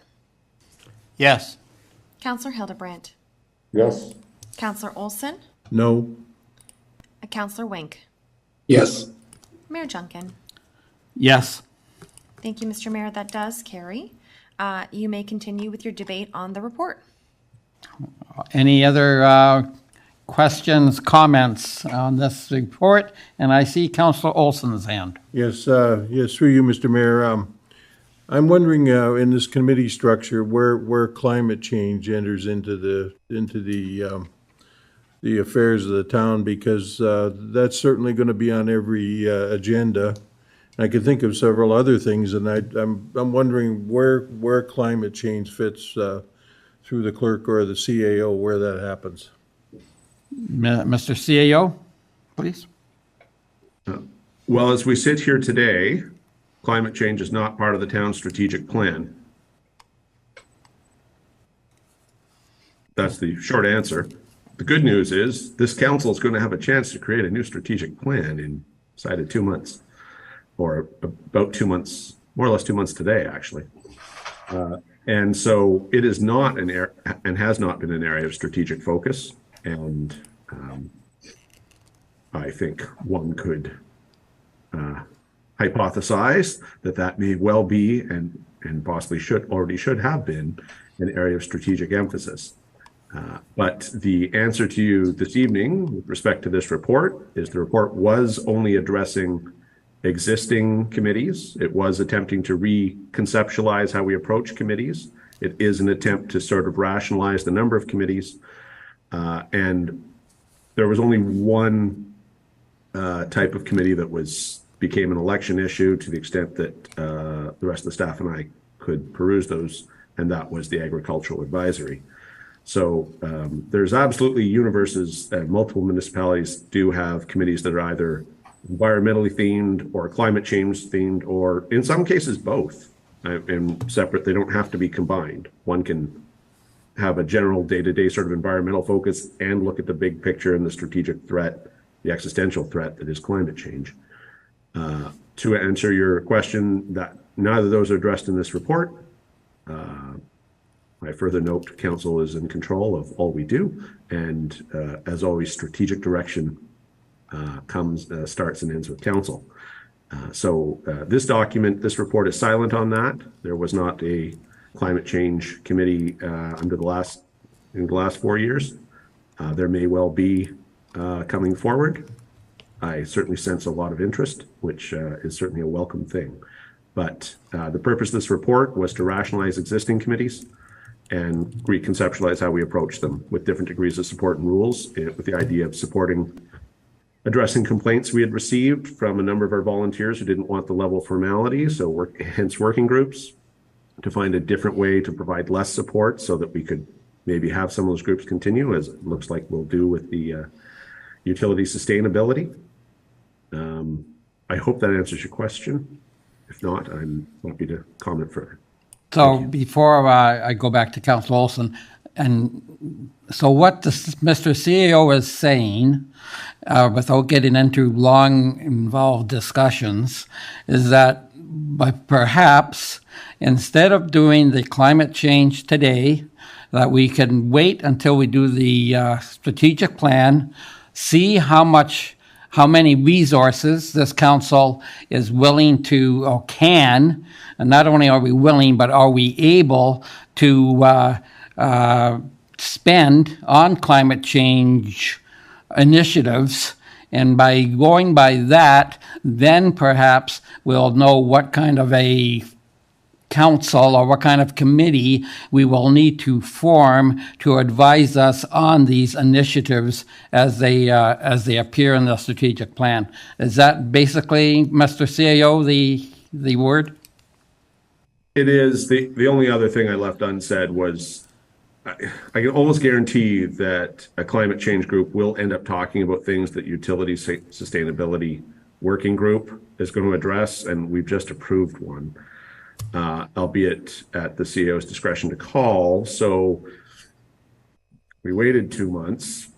We might have one group that you might want to direct staff resources to support wholeheartedly, focused in on, because that is one of the things you can do to help towards the climate crisis, is actually make some investments in energy efficiency. Like, that is a concrete thing. That said, happy to take guidance from this group. Happy to defer that. I would imagine we'll get there, and the 7 of you will pick what our strategic priorities and corporate focus shall be for the next 4 years.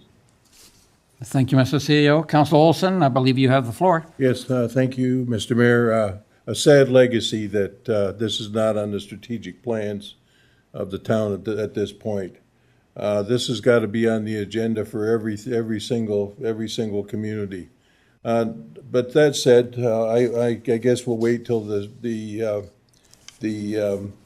strategic plan comes along. I disagree entirely with the fact that it's going to be focused on sustainability and energy, and it's going to be based on a whole bunch of things. There's still the open door of what kind of building code requirements we have to have. But I'll leave that for the strategic plan. I think the definition that was provided is too narrow for what is required here. I would have a question now about the other organizations that this council has usually have to be involved with, and I'm thinking of the Board of Trade. Council should be aware that we have to have membership. Should have membership on those types of things as well. And the Airport Commission certainly is going to take up a lot of time for people. So, when you look at this list, it's a very extensive list. I agree there's too many committees, but there's more. I'll leave it at that, Mr. Mayor. Thank you. Mr. CEO, before I go to Councillor Kerr, any comment on those 2 committees also mentioned by Councillor Olson? Well, everything Councillor Olson says is correct. That's actually fairly common in life. I found after working for him for a couple of years. That being said, the matters before you are before you at this point in time for a reason, and matters not before you at this point in time can also not be in front of you for a reason. Timing is everything. I really think it's critical that you be able to create a strategic plan and that we react to that strategic plan. Pelham did have a seat on the Chamber of Commerce. And it's my understanding that we attended 0 meetings in 4 years. So, for instance, we ought to figure out whether that's going to be part of whether that's core to our strategy or not core to our strategy going forward. You'll get to strategic planning in about 8 weeks. And from that, there'll be some self-evident committees that we should strike or not, as the case may be. You have a coherent report that discusses like 17 committees in front of you at the moment, and it makes some recommendations.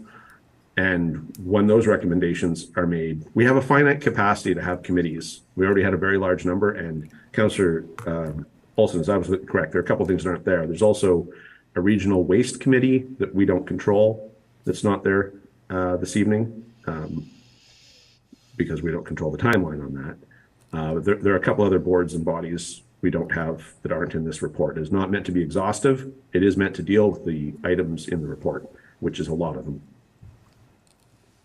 Okay, thank you. Councillor Olson, one last comment. You got the floor. Yes, thank you, Mr. Mayor. But it's useful to know what the capacity is, because we have a limited capacity. There's 6 of us, 7 of us, if you include the mayor, and we have a limited capacity of all the committees that we're going to have to be part of, and I think we should be aware of it. So that's why I added the additional items, and I'm pleased that the CEO added the others as well. Thank you. Okay, thank you, Councillor Olson. Councillor Kerr? Yes, I just think it behooves all of us. There are a lot of topics that can be covered by almost all the committees that are there. Personally, looking at climate change, if that's not part of agriculture's concerns, I don't know what is, if you're responsible for dealing with water and sunlight. So I think the utilities, sustainability has climate concerns, and Ag subcommittee will have climate.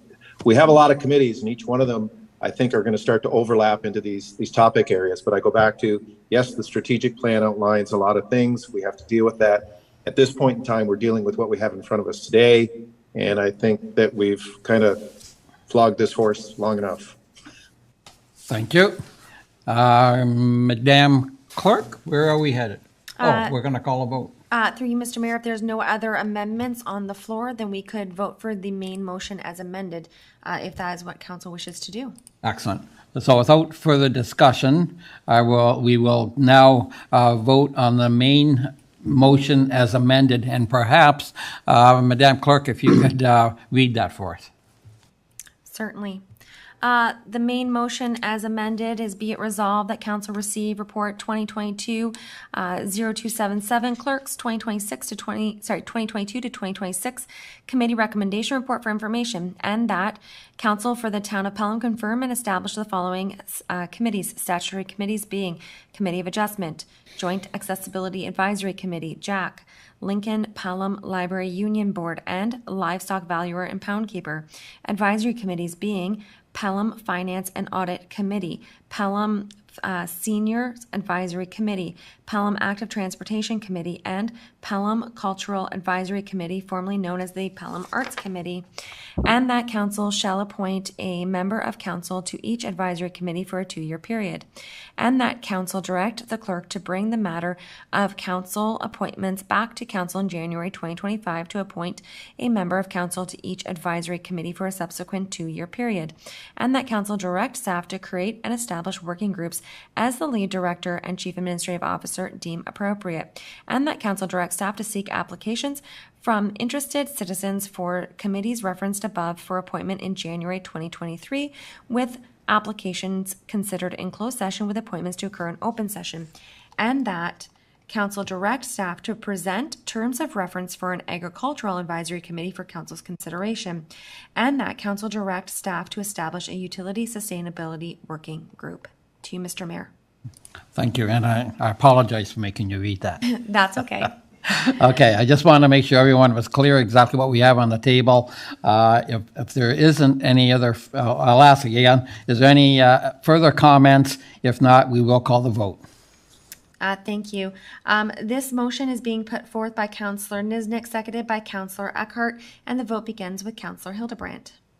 Yes. Councillor Olson. Yes. Councillor Wink. Yes. Councillor Kerr.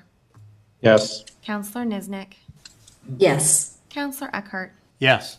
Mayor Junkin. Yes. Thank you, Mr. Mayor. That does carry.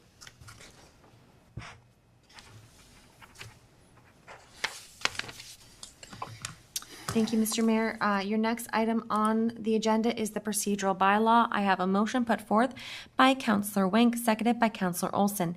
Be it resolved that Council receive Report 2022-0275, Clerk's 2022 Procedural Bylaw Update for information, and that Council approve in principle the updated procedural bylaw as presented, and that Council direct the proposed bylaw be presented to Council for a first and second reading at their next regular meeting, and that the clerk be directed to provide notice in accordance with the town's notice policy prior to presentation of the bylaw and third reading and adoption. To you, Mr. Mayor, for discussion. Excellent, thank you. So it's quite a document we have in front of us tonight. I would like to point a few things out on the procedural bylaw, and that is the, I don't have it in front of me, but there are spots where we will be, when we're doing agenda items, last term of council, we did not follow some of these rules, and it ended up looking like a grade 8 debating team. On very many items, councillors were speaking 4 or 5 more times. If we follow these rules, when any specific agenda, each councillor will be allowed to speak twice. You will not be recognized the third time, and then we will call the vote. The first time you will speak, I believe, Madam Clerk, is it 7 times that we have in there? Or is there a time? For the first time you can speak, the proposed procedural bylaw indicates 5 minutes, and then the second time, the proposed procedural bylaw was silent, therefore it's intended for 5 minutes, but certainly it's council's discretion if they want to change those time periods. Excellent. So when we get to that, we can discuss those time limits. But it just it moves things along quickly. If you can't get your point across to council in 7 minutes of talking, then things will have to be improved a lot because of that. So that's one big thing that we're hoping to accomplish this year. Is it's not going to be back and forth, and we end up spending 25 minutes on some. On one agenda item. I'm hoping that this council will come to the council prepared. Have your notes on what you want to talk and what you want to say, and it will be treated equally. Nobody's that'll be the same with all councillors and the mayor. You're talked to 2. You get 2 chances to speak, and then that's it. And then we'll call the vote at that time. So anyway, Madam Clerk, now this, of course, is if during the course of our 4 years we came across another big document like this that needed a lot of discussion, then we would, council would be more than able to suspend its procedural bylaw, and we would have we could have further discussion on that kind of on a big agenda item. Also on committee of a whole, that is that's the part of the agenda where you're allowed to speak more freely, less formal, ask questions, and what have you. But when it comes to council business, you should already, we have discussed that in committee of the whole, and it's a case of stating your stand and calling votes and making decisions. Madam Clerk, how would you like to continue with this? Thank you, Mr. Mayor, and I do agree with all of your comments. We do have quite the listing of major proposed amendments. If council wishes, I would be happy to go over each amendment individually, and council can advise whether or not they wish to bring a motion to change that. And if they do, then we can certainly deal with that. And if they don't, we can move on to the next item.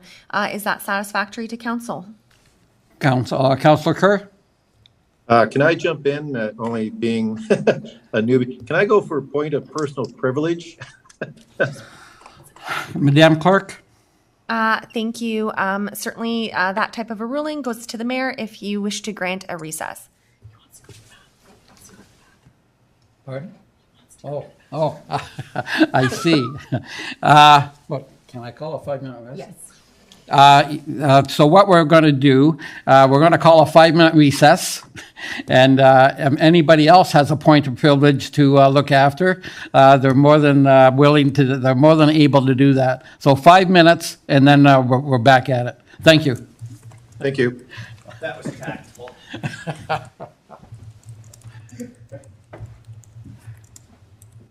Sounds good to me.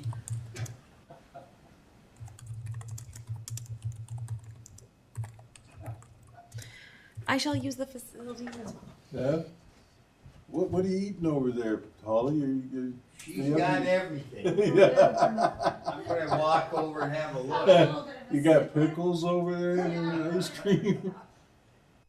If I had known, I'd have brought in a little charcuterie board or Yeah, something. yeah. So what do you think there, Brian?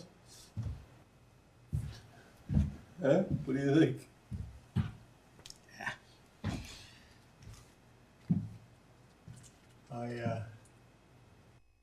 I'm reserving judgment. It's too early. I'm going to, beer and burgers tonight over at Biggie's. That's what I'm waiting for. Well, I'm going to take advantage of this too.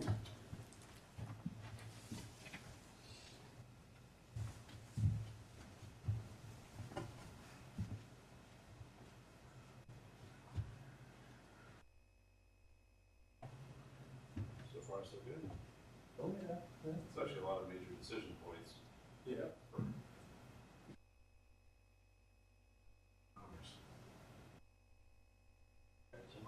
Scratch them out.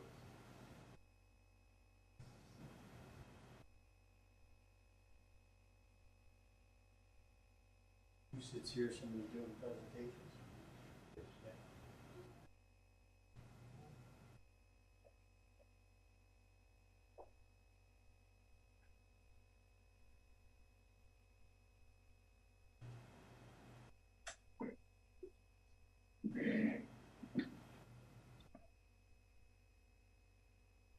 Where are you? Just in your office?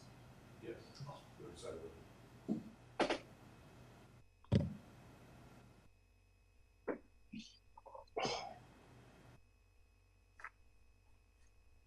I like to be available. Comfortable. Now that you know Councilor Olson. We hear you. Yeah. Right. I like that point of privilege. Yes. I think we need to make that a regular, I don't know if you're gonna decide evening or day or whatever meetings, but regardless, we should build that back in. We always used to stop for dinner, right? Yeah, exactly. So there's no reason why we can't stop for 5 or 10. Yeah, exactly. Yeah, we've been at it for 2 hours. So, exactly. We're gonna walk down. Yeah, oh yeah, yeah. Rolling along. Disagree with each other. That is like, Yeah. it's the way it's supposed to be. Yes, exactly. Not taking everything at a personal level.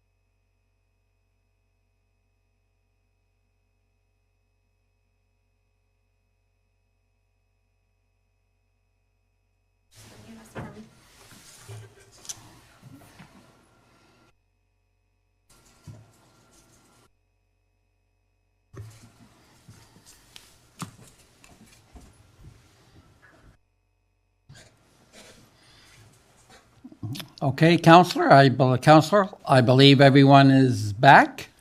Thank you. I think, through you, Mr. Mayor, I think we're just waiting for Councillor Hildebrand. I don't know if he's at Okay. his place or just hasn't returned yet. There he excellent. is. Excellent.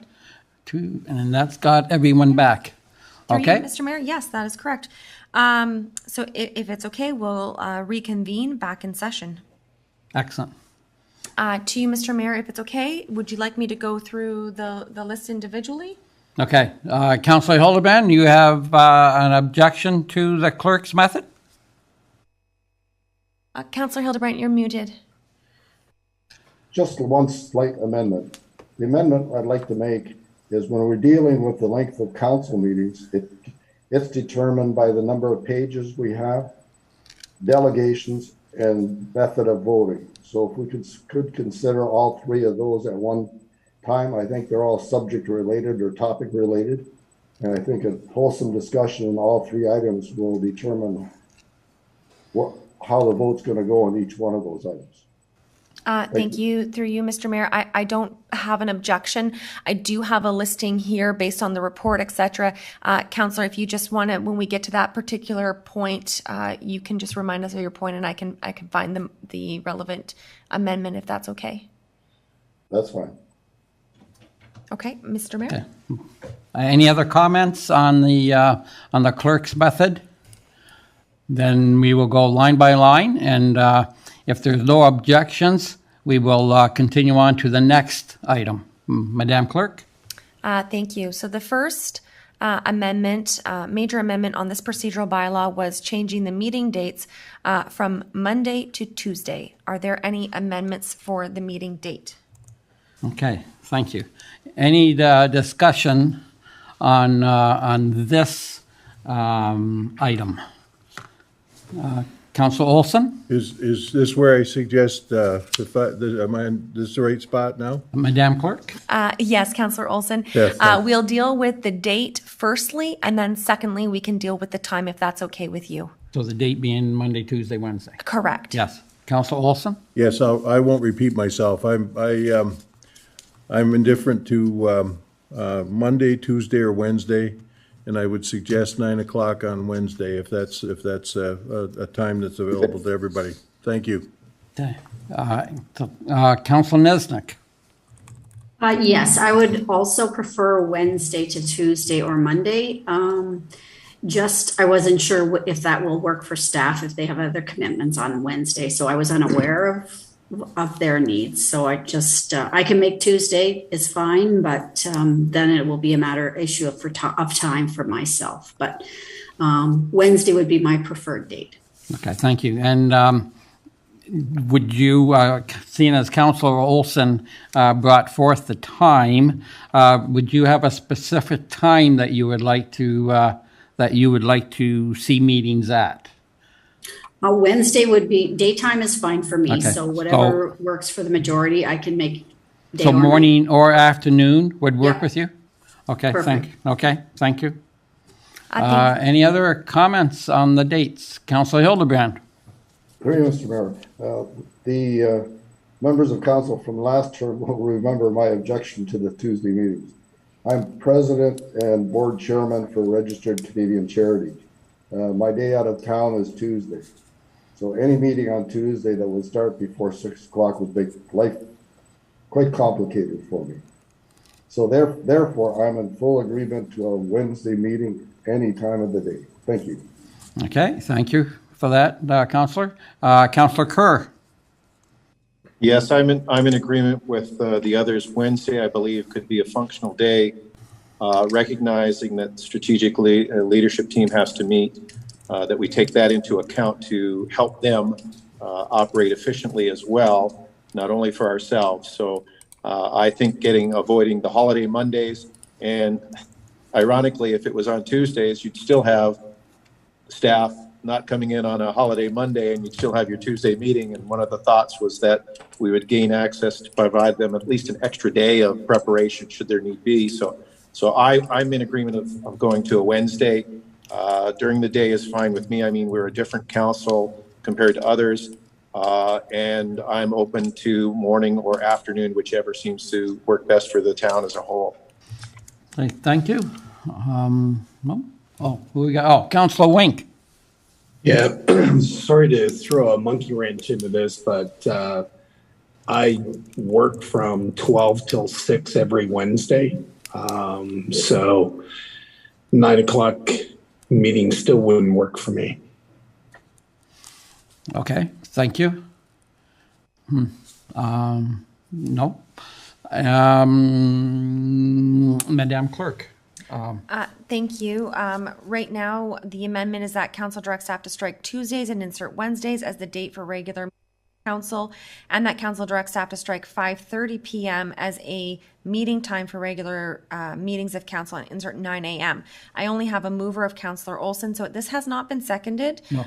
So council can continue discussing and determining a date and time that works for the group. Yes. So I will say, and I'm certainly not suggesting Council Wink is the one, but I'm just, there is 7 of us here, and I have no doubt that before this discussion is over, someone is going to have to make some changes in his or her life, or else whatever we decide. I would think that 7 people should be able to come to an agreement on, but maybe we can't. I don't know. Myself, I can work. I'm like Council Olson. I'm available Tuesday anytime. I'm available Wednesday anytime, morning, afternoon. I know that I would like for this council, because we are all retired, it would be great if somehow or other we could do mornings or afternoons. I know Mr. CAO has been involved, employed in other locales that they did meet in the morning, and staff obviously enjoy that. I would think staff would enjoy working either morning or afternoons. They won't have to contribute their night times, just the same as council wouldn't have to be coming in at night, especially in the wintertime, snowstorms, whatever, in the dark. You would be obviously always traveling in the day. So myself, like I say, I would like a morning, whether it's a Tuesday morning. We're back at the same place as we are Monday night, basically. If we are indeed going to be concerned about the voice coming out, we'd be meeting before the voice came out. Wouldn't see what public opinion is doing that week. Yeah, so I'm just going to, like I say, I can switch things. I don't have to switch any things around. I can probably 1, 2, 3, 4. There's probably 5 avenues that we could change, and I could fit each and every one of them the same as Council Olson. So right now, Council Olson is Wednesday morning. Is there anyone who wants to, if Councilor Wink, do you want to put forward a time that would work with you?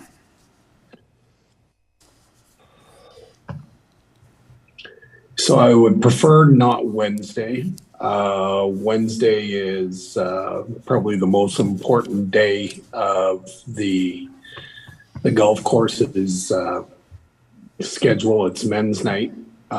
They require certain people to work that, and I've been chosen to be one of the 2 people to work it. So not preferable. I'll stick to my guns, but I will go whichever way the council votes. If it's against, if it's for Wednesday, so be it. I'll vote against Wednesday. But let everyone else vote as they may. Okay, excellent. Thank you for that, Councillor Wink. Does anyone, Councillor Nesnick. Is a Thursday too late in the week? Region meetings. Okay. Yeah, Yes. I see it's too late, so that's fine. Yes. Well, I'll second the Wednesday then. Okay. And is this for the 9 a.m., Counselor Niznik? Yes. Okay, we do have a motion now that's on the floor to strike Tuesday, insert Wednesday, strike a 5:30 p.m. start, and insert a 9 a.m. start. So that motion is now on the floor, Mr. Mayor, for you to debate. Okay. So we are now debating the motion, 9 a.m. Wednesday. That's the motion that's on the floor. Councillor Kerr. Ooh. Sorry, Kevin. Okay, I won't take that. I guess a question comes back. Unfortunately, the motion got with a specific time attached to it. Recognizing Councillor Wink's dilemma, are we absolutely required to wait until 9 a.m. to start the meeting in the opportunity to try and give him more of an opportunity to participate? If it was at 8:30 in the morning as a beginning time, could that be done, which might at least give a better opportunity for participation? And that's the question I'm bringing up. I'm not hard and fast on 9 o'clock in the morning, but it's a question I have. Yes. CAO Cribbs, please. So I want to not interfere with your debate. You seem to actually be handling this very well, if I may say that to you, Council.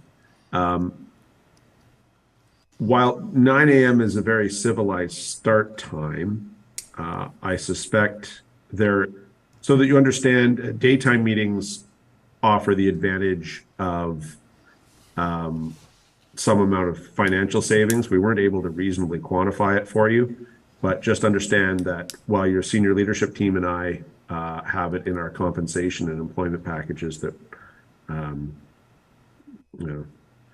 that we're to work in the evenings when necessary, that isn't true for other staff members. So sometimes when we have evening meetings and some staff attend before you, they are getting there's a direct cost to the taxpayer for that.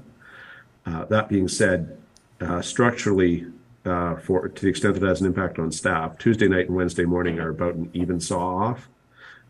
Wednesday afternoon is not as good a choice. And I say that Wednesday, if Wednesday meetings happen, and also you could move by half an hour. Either you could have a 6 p.m. start Tuesday evening with a goal of having 3-hour meetings or less with the 9 p.m. curfew, or you could start at 8:30 and aim to be done for 11:30, which I would imagine, I'm guessing might work for Councillor Wink. So we could start earlier, 8:30 on Wednesday mornings, or we could start at 6 p.m., which, unless I've misunderstood Councillor Hildebrand, would work on Tuesday night. Those can both work. A Tuesday night allows a Wednesday morning senior leadership team and apportionment of work, and we sort of react to what you do, and then people get assigned new tasks and off we go. Alternatively, a Wednesday morning meeting allows us to meet as a leadership team on Wednesday afternoon to react to what you've done that morning and apportion work, and off we go. So both of those are sort of viable. Wednesday evening really becomes really late because then it's Thursday morning in the week before we start divvying up the work for the week, and that's sort of, I imagine you can see the problem in that. So we're not married to the times. It's true there is one here in the motion, but you can amend a motion. So that might be the way that allows either to go forward. Yes. I'll Okay. bug off. Thank you. Councillor Wink. Oh, wait, I'm sorry. Councillor Kerr, you did have the floor. No, go ahead. Okay. Thank you. Councillor Wink? Yeah, so I'll withdraw my objection. Even if we met at 8:30, I still have to be at the course by 11:30, so that only allows for 3 hours. I'll go back to the course and arrange my times. Oh, very good. Thank you, Councillor Wink. Thank you. Councillor Nesnick.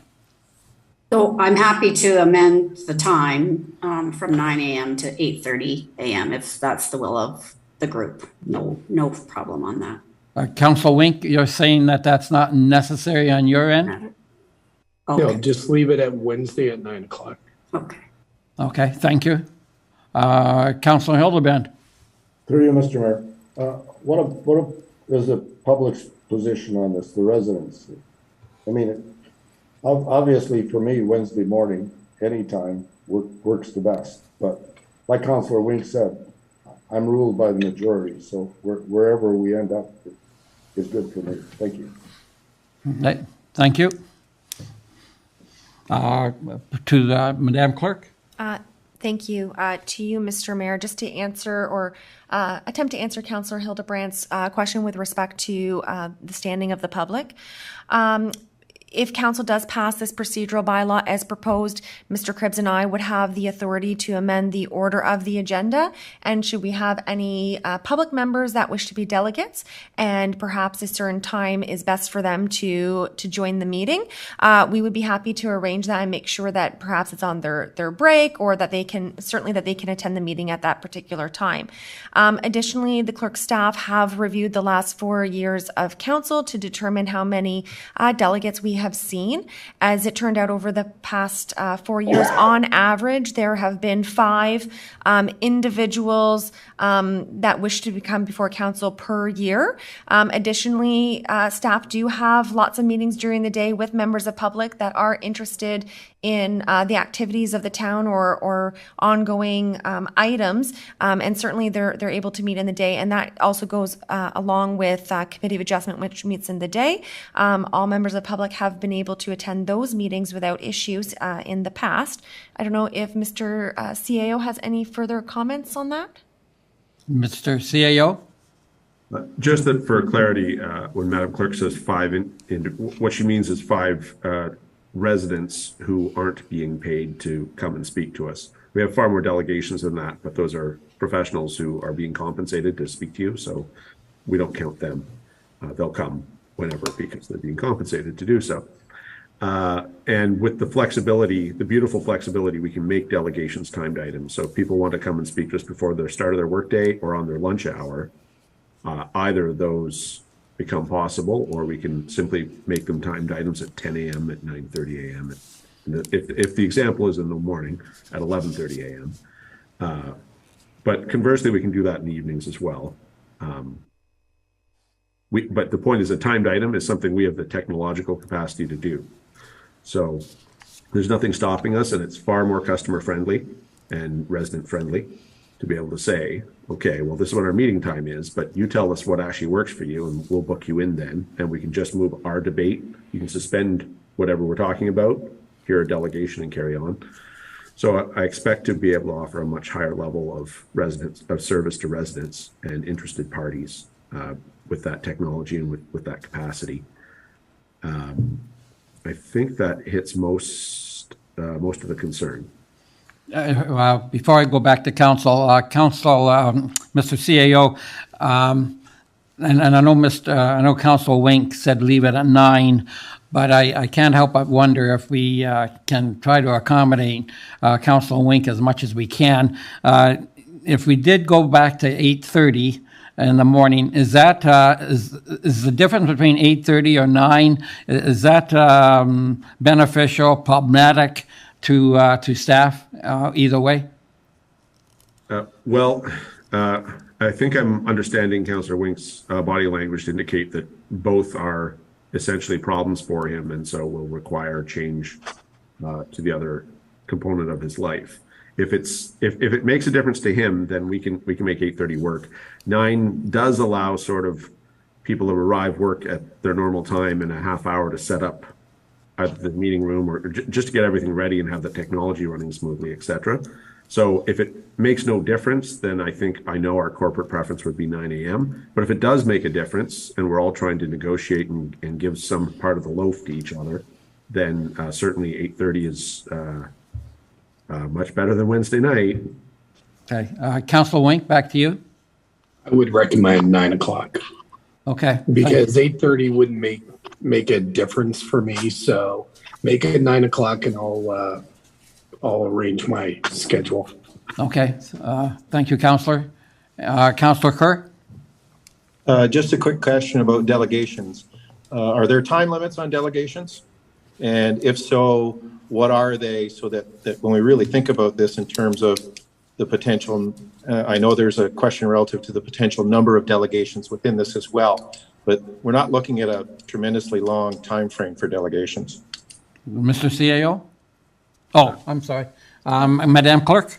Thank you. Certainly, the CAO could have answered this question. However, delegates are provided a maximum of 10 minutes, as suggested in this procedural bylaw. Counselor? So, Oh, go ahead, Counselor Wink. yes, through you, Mr. Mayor.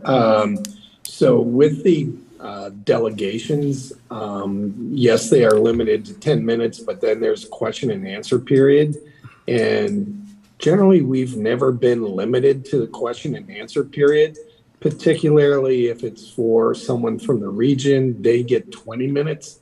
And question and answer period can drag on to an hour. So that's where the difficulty is with delegations. Yes, and I agree wholeheartedly with that.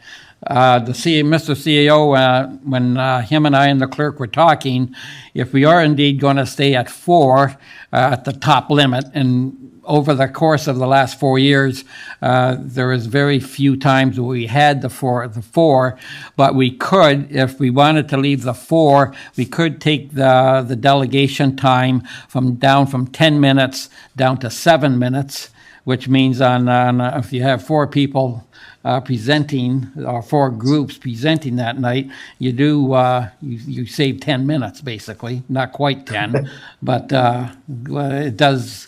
You're back to a good time, and really, if you can't say in 7 minutes what it takes in 10, well. And Madam Clerk, in your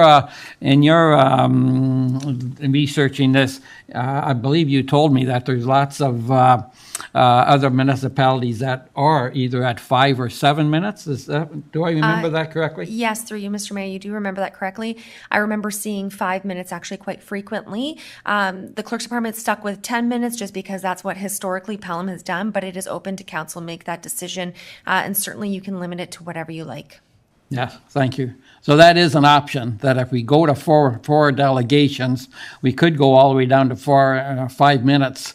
And then, but like Councilor Wink says, the fly in the ointment is lots of times, whether it's a presentation from the region or whatever. Sometimes I know for sure we've talked for asked questions for 20 minutes after the presentation. Mr. CAO? I think it is at this point in time very easy to overthink this. You can choose to go to 3 or choose to go to 4. We can, in fact, I think we fully intend to bring you your procedural bylaw back in about 2 years, year and a half, after you've got some water under the bridge and you're feeling comfortable with, the rules reflect exactly what you want, or you want to massage them a little. What I would say, and I utterly agree with Councillor Wink's commentary, the great unknown is always the questions from the elected officials, but we have no way to put a limit on that, because otherwise it's up to the clerk and I to suggest that you stop your debates. That's not what a democracy should be, and you have to be in charge, and frankly, those major ones are usually quite important, and you all have something to say. So we certainly don't want to limit that. Feel free to stick with 3. Try to go with 4. Either way, we'll take a look at that in about a year and a half. So I don't think there's too much downside risk on this one. 4 might turn out to be too many, or we're helping. It's just hard and unfortunate sometimes when Madam Clerk has had to turn, and her predecessor as well, a couple of times last term, had to turn people away and say, well, you're gonna have to wait a month. And the sun rises and the sun sets, but for some people, that certainly feels like they're not really getting access to their government because they've got to wait 30 odd days to bring their concern to you, whatever that happens to be. That's the downside there, but whether you go 5, 7, or 10, we can change it after you find it's working or not. Okay, thank you. Madam Clerk, somehow or other we had a motion on the floor, I believe. And we got back to it. Yes, because we shouldn't have got sidetracked off that motion. So the motion right now is, I believe, 9 a.m. on Wednesdays. Madam Clerk? That is correct. Okay. Is there any further discussion on this motion? Okay, if not, then Madam Clerk, call the vote. Thank you. This vote begins with Counselor Hildebrandt. Yes. Counselor Olson. Yes. Counselor Wink. Yes. Counselor Kerr. Yes. Counselor Niznik. Yes. Counselor Eckhart. Yes. Mayor Junkin. Yes. Thank you, Mr. Mayor. That does carry. The next item for council to consider would be curfew. The proposed bylaw had indicated a curfew time of 9:30 p.m. with a set curfew of 10 p.m. I suspect council does not wish to go for that since we'll be meeting in the mornings. So if council wishes to provide a new curfew timeline, that would be wonderful. To you, Mr. Mayor, for discussion. Excellent. So right now, we're at 3.5 hours, correct? We go from 5:30 to 9. Yes, that is currently what we are at. That's correct. Okay, thank you. Discussion on this. Councilor Wink. So I'd like to propose an amendment that we run for 4 hours.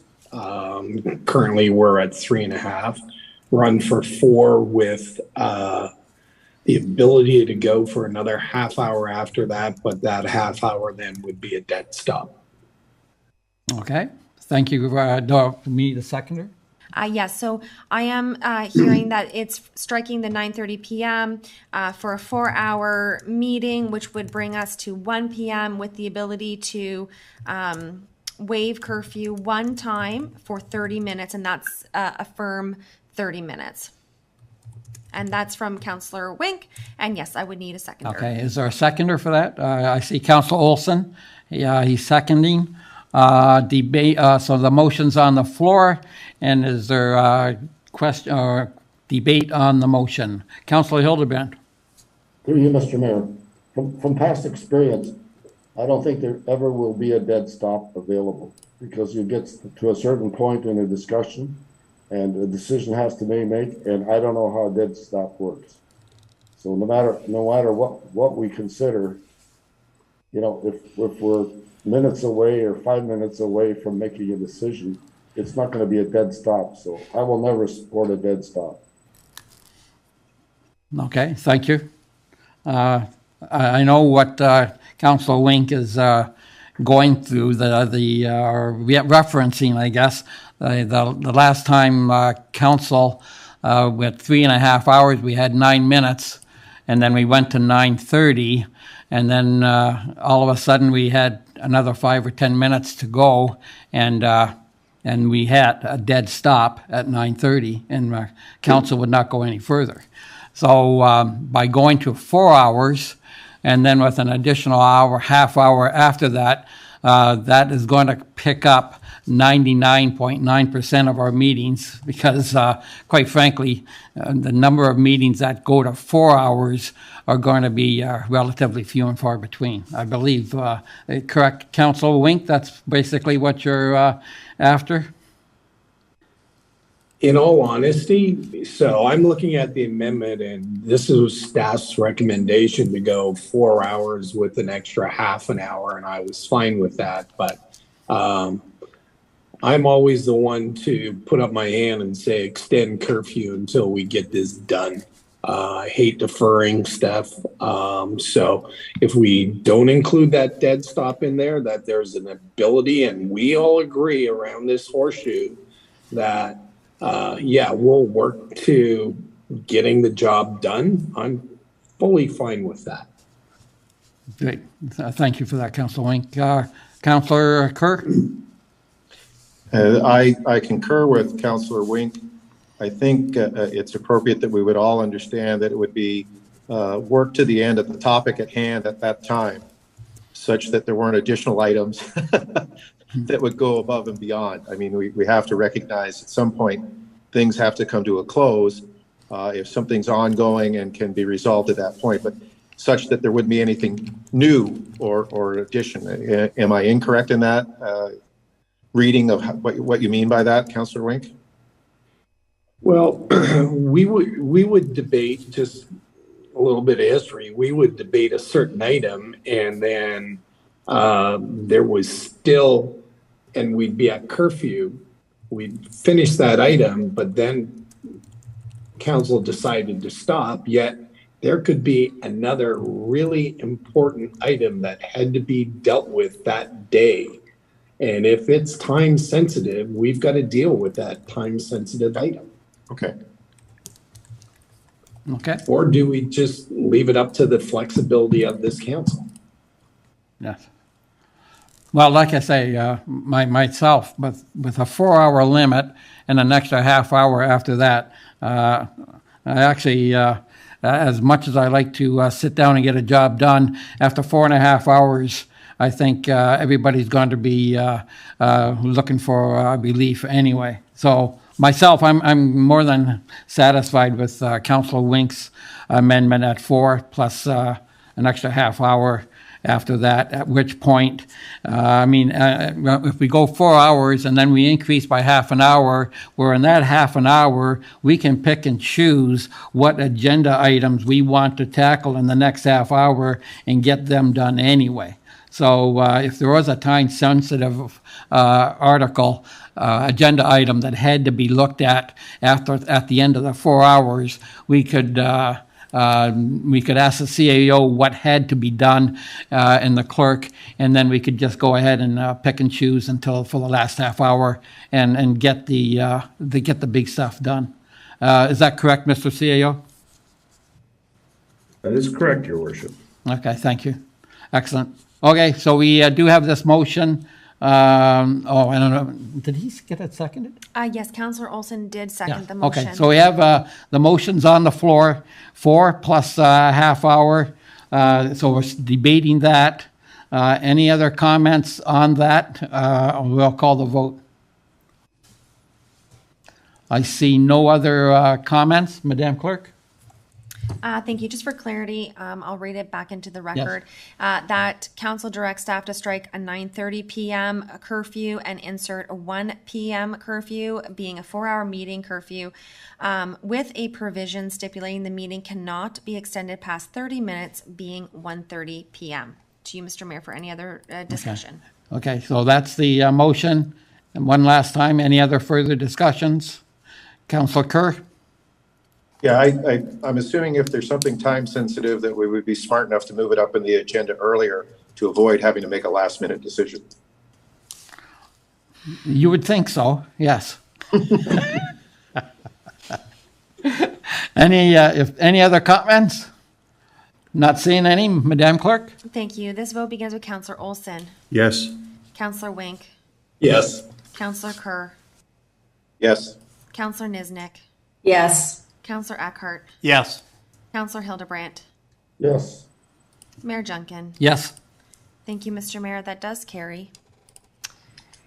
Mr. Mayor, the next item referenced in the report is the addition of the principles of parliamentary procedure. Does any councillor wish to make an amendment to that? Okay. And any councillor, any questions, comments on this item? Not seeing any, Madam Clerk? Thank you, Mr. Mayor. This does bring us to an amendment for the notice of meetings and the delay of the agenda. Originally, the procedural bylaw contemplated a Tuesday night. Having said that, we've now moved that to Wednesday, which is fine. But staff would be looking for the dates that council wants the agenda to be released to council, and then the dates that would be released to the public. So generally speaking, council gets the agenda the night before and public gets the agenda the next day. So I'm just looking to Mr. CAO. We had discussed this. If the meeting is on Wednesday, you were looking for a Thursday council release with a Friday public. Is that correct? Mr. CAO? So on the staff side, this would sort of change published date effectively by 48 hours from what we currently have, and we're moving the meeting almost 48 hours back. This would offer considerable flexibility to staff, but at a minimum, we'd be looking to move things back 24 hours as far as us providing the reports to you. So understanding there are a lot of variables that go into this decision, The earlier you get the materials, the more time you have with them. That's obvious benefit to you. The later you get the materials, the more accurate they are. That's an obvious benefit to staff. I can tell you, speaking not just for myself, but I know I speak for the leadership team when I say it's extremely unpleasant to begin a conversation with council. I regret to inform you, or I must apologize. The words were accurate when we wrote them. However, blah, blah, blah has changed. So therein lies the benefit towards more time for staff to have the reports versus time for council to consider them. So we were proposing on the assumption that it was a Tuesday night, moving back 24 hours. Now that's going to Wednesday morning. I think staff would still be accepting of merely the 24 hours if you felt the extra time would be beneficial to yourselves, or conversely, you can grant us 48. As the case may be, we'll be happy to accept either. That would be an enhancement for us. So, Thank you. Madam Clerk? So then it will be, Sorry, the days that I had indicated, I believe do coincide with what Mr. Cripps has indicated. Council would get their agendas by 4:30 on Thursday, and then the public would get their agendas released on the website for 1 p.m. on Friday. Right, yeah. If that's acceptable to council. yes. Councillor Hildebrand? Through you, Mr. Mayor, the fly in the ointment, in my view, is the fact that if Monday is a holiday, that really leaves us very few days to get answers to the questions we have and get through the agenda. And that's always been my struggle with the agenda going over 300 pages. To me, an agenda, every 100 pages of agenda equal the 1 hour of meeting. So basically, when you start multiplying the number of pages you get issued and the reports you have to go through and the senior staff you have to get in contact with, including some of the regional representatives, it makes it extremely tight, especially if you have a holiday Monday in there. That's the only position I wanted to explain to the rest of members of council. Thank you. Okay, thank you. Myself, I'm all for moving it back 24 hours, and I'm happy with the time frame that we would be left with. That's my own. That's my opinion on that. Obviously, a little different than Councillor Hildebrand's, but that's the way council works sometimes. Any Councillor Kerr? Yeah, I think that we've already given ourselves an advantage by going to a Wednesday, having the Tuesday as a functional day in advance of a meeting. So waiting until the Thursday to get it rather than on the Wednesday, I don't think really cuts into our abilities. In fact, it's superior to the fact if we had the meetings on Tuesdays and you had a holiday Monday, you're really cooked because you have a 3-day window of nobody to talk to. At least this one gets you all day Friday and allows for a Tuesday even after a holiday before the Wednesday meeting. So I'm okay with what's suggested by the CAO and the clerk. Okay, thank you. Councillors, any other comments? Councillor Wink? So I'll concur to Councillor Kerr's comments as well as yours, Mayor. Okay, thank you. Any other councillor have any comments? If not, we will call the vote. Thank you, Mr. Mayor. I'm just looking for the mover and the seconder on this. Oh, I'm sorry. We need Councillor Olson. Okay. Councillor Kerr, you're going to move it, and Councillor Wink, you will second. Okay, thank you. One last time, any debate? Not seeing it. Councillor Hildebrand? Councillor Hildebrand, you're muted. You're muted, sir. Thank you.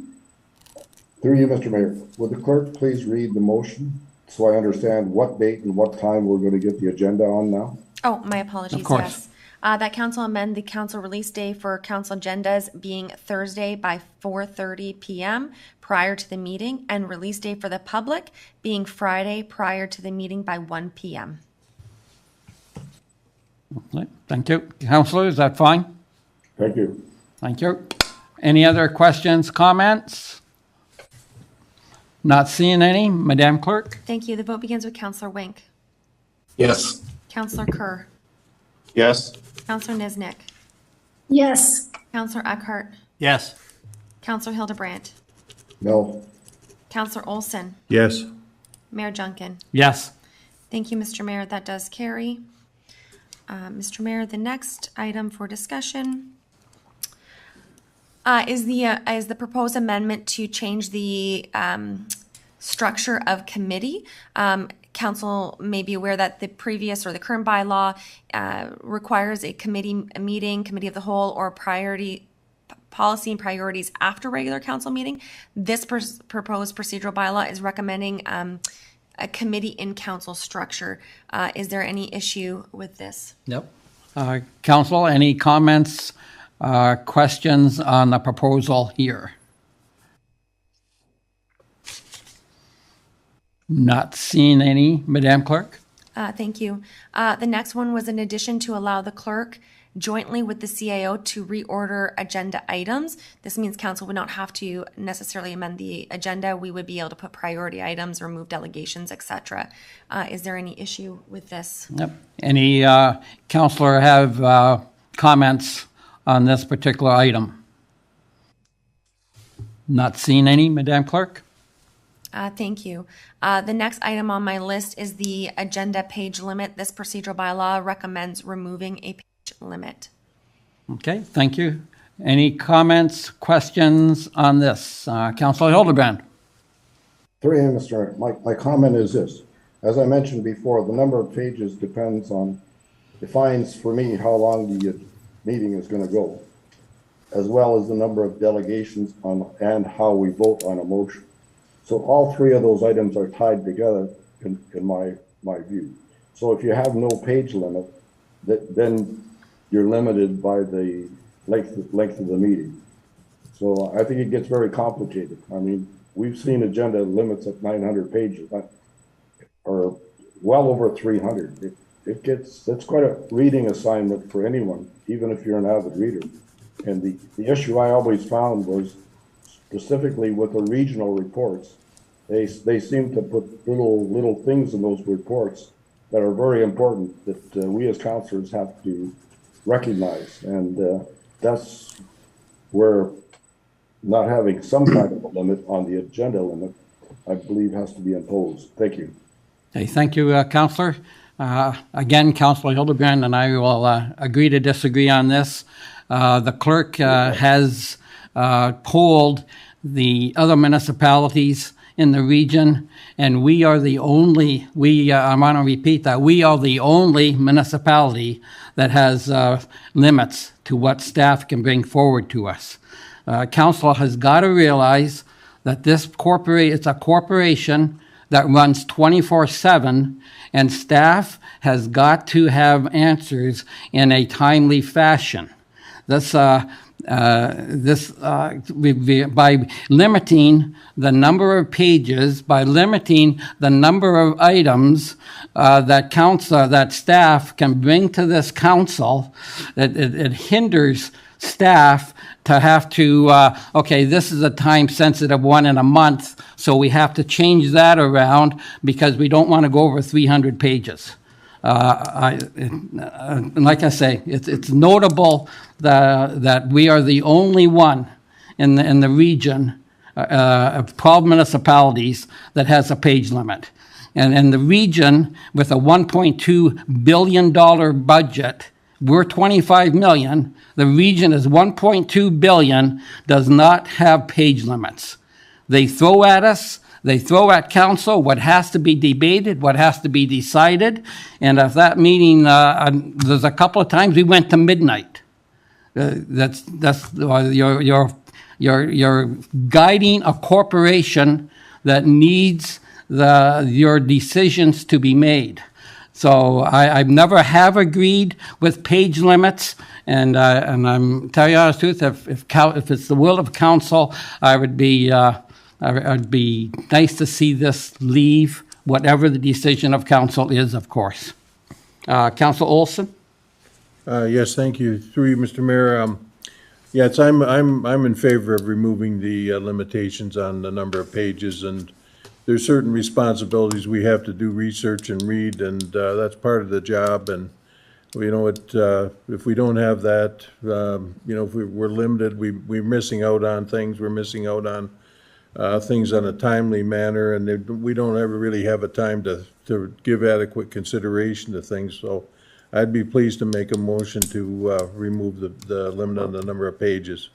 Thank you. Madam Clerk, is that in order? Through you, Mr. Mayor, the proposed procedural bylaw does not have a limit of agenda pages, so no motion to remove it is necessary. It would only be a motion to add agenda page limit if that was the will of council. Okay, thank you. Any, obviously, more comments? Councillor Wink. So just to give a little bit of background on this, I think probably for the last 6 months, the CAO had to apologize every time that an agenda was put out because we invariably ran over 300 pages. A lot of it had to do with zoning bylaws. Zoning bylaw came to us several times and with minor changes, but the entire zoning bylaw had to be presented.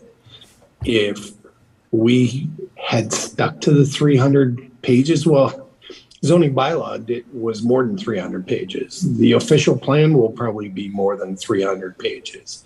The meetings would have just dealt with one item if we stick to this. I agree with the mayor's comments that we are here to do a job to move the business forward of the corporation, and I'm certainly willing to strike that 300-page limit.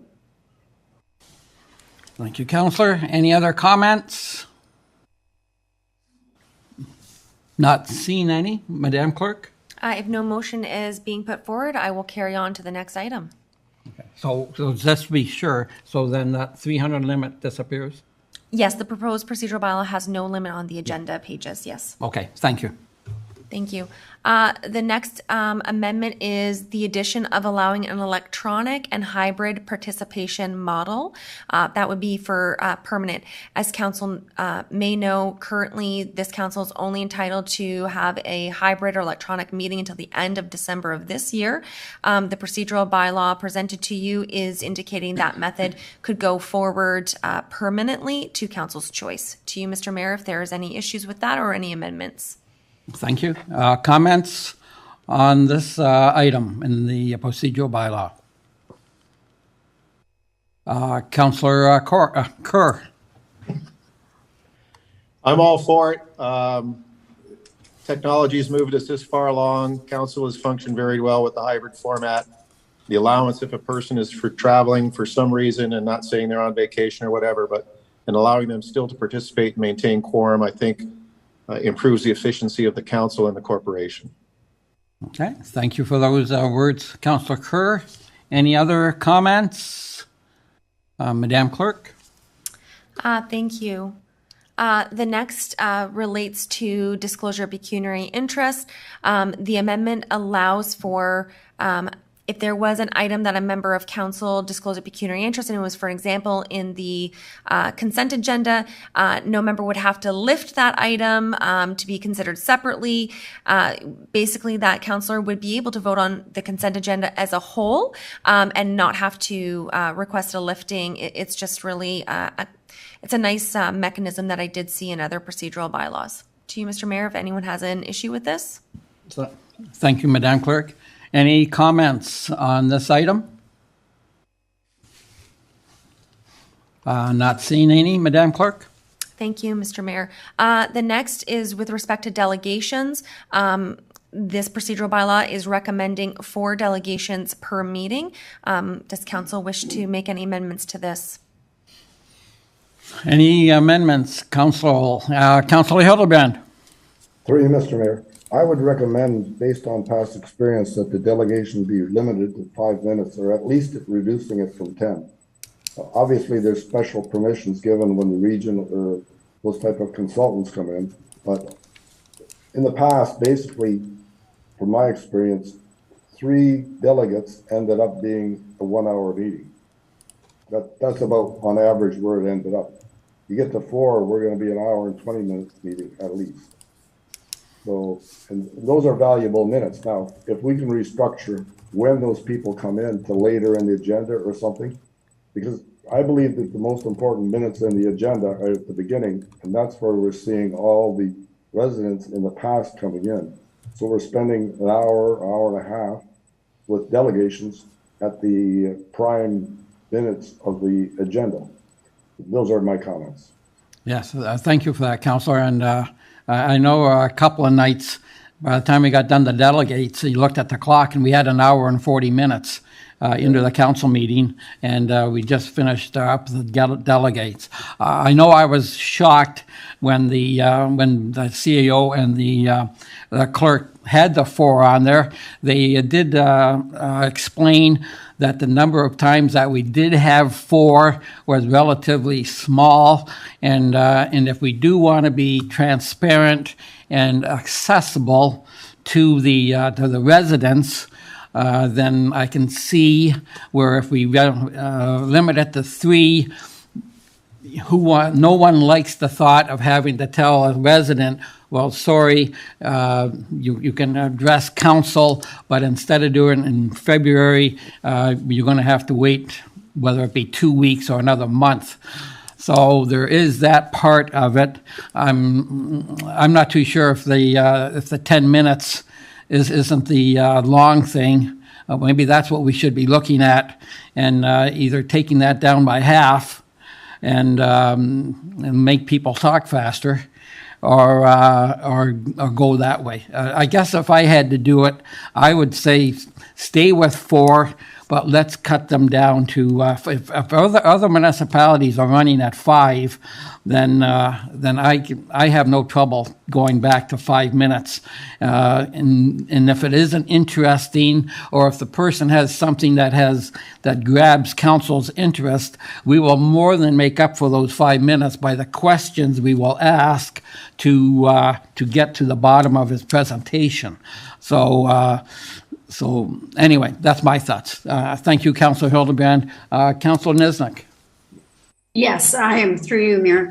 I would agree with you completely that we do shorten the delegation presentation to 5 minutes and then add a question and answer period, because, and I do agree that we need to be accessible to our residents and the delegations that come forward. So I'm good with the 4, but reduce the time to 5 minutes. Okay, thank you. Any other comments? Councillor Kerr. I think it would be important that it be explained to delegations coming what's kind of expected in terms of the time length, and that they learn the rules of tell them what you're going to tell them, and then tell them what you told them, and then get out of the way.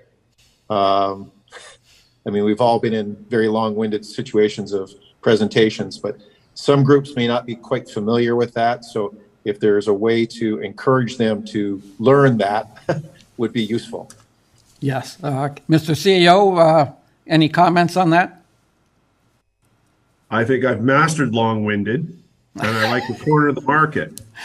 So this, by limiting other people, opens up space, I think. Sorry, sir, your 5 minutes is up. What? No, I don't know. You're just getting warmed up.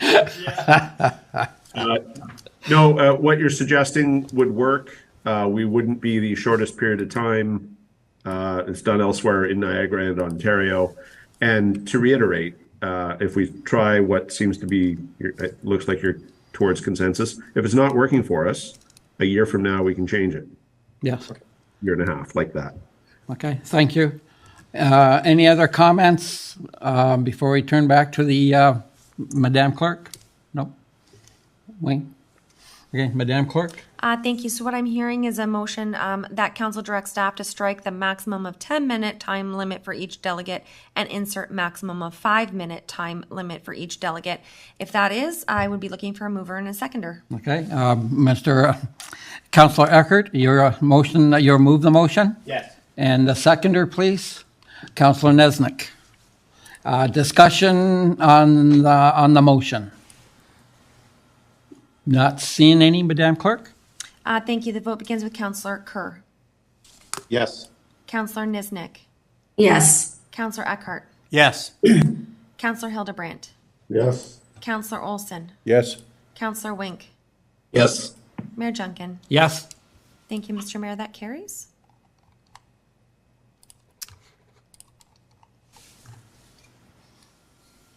The next major addition was with respect to delegations. Staff had included a list of topics that delegates should not come to council to speak to. Did council have any amendments with respect to that? On this item, any comment from council on the restriction of topics? Not seeing any, Madam Clerk? Thank you. The next is with respect to the reading of bylaws and procedures thereof, in particular the town's bylaw numbering structure to start for January of 2023, where we change our bylaw numbers to example, right now the bylaw might be 5010, but in 2023 would be 1-2023. It's really an administrative change. To you, Mr. Mayor, for any discussion on that. Excellent. Any comments, questions on this procedural change? Not seeing any? Thank you. The next is with respect to notice of motions, and the amendment is to change the process to require motions coming before council, go through the notice of motion, and then having the motion listed in full on the agenda. To you, Mr. Mayor, if there's any discussion on this. Excellent. So what you're saying is there'll be no shortcuts. They all have to go notice of motion to the motion. Correct. Excellent. Any debate, questions on this? Not seeing any, Madam Clerk? Thank you. Staff recommended Appendix B being a list of motions. Does council have any issues or concerns with that? Any comments, changes? Councilor Hildebrand? The way we vote on motions? This is not with respect to voting. Voting methods is a couple more, a few more. It's coming down the list. Thank you. Thank you. Thank you. Any other questions? Not seeing any, Madam Clerk? The next is how council deals with reconsideration. The proposal is that a motion to reconsider a topic could only be brought forth by somebody who has voted in the majority. That is standard parliamentary procedure. To you, Okay. Mr. Mayor, for any discussion. Thank you. Any comments, questions on this motion, on this procedure? Not seeing any, Madam Clerk? The next is voting on motions requiring recorded votes. And so for the past 2 years, council has had all of their votes recorded. That was for transparency purposes. And staff are recommending that this become the new approach, just for openness, transparency, but also it does show the record how council voted. And that is helpful when questions of reconsideration do come up. To you, Mr. Mayor, for discussion. Okay, thank you. Any questions, comments? Councilor Hildebrand? Through you, Mr. Mayor, I know this is a topic I've been talking about for a little bit already, is number one, in my view, we should be using electronic voting. And that's what eScribe allows, and that's what Lincoln has used. And according to them, they saved 30 minutes of council meeting just by having electronic voting. Because when you look at all the time we've already spent tonight with just going through and recording each vote, I'm not so confirmed or thinking that that's a valuable use of our time. Because here's the position. I think 90% of the time, those are automatic votes, yes. So from that aspect, that would be just the sheet that the clerk or someone could automatically, whether we're on Zoom or not, record. The second thing is if you called for those against, that's another one that could easily be picked off.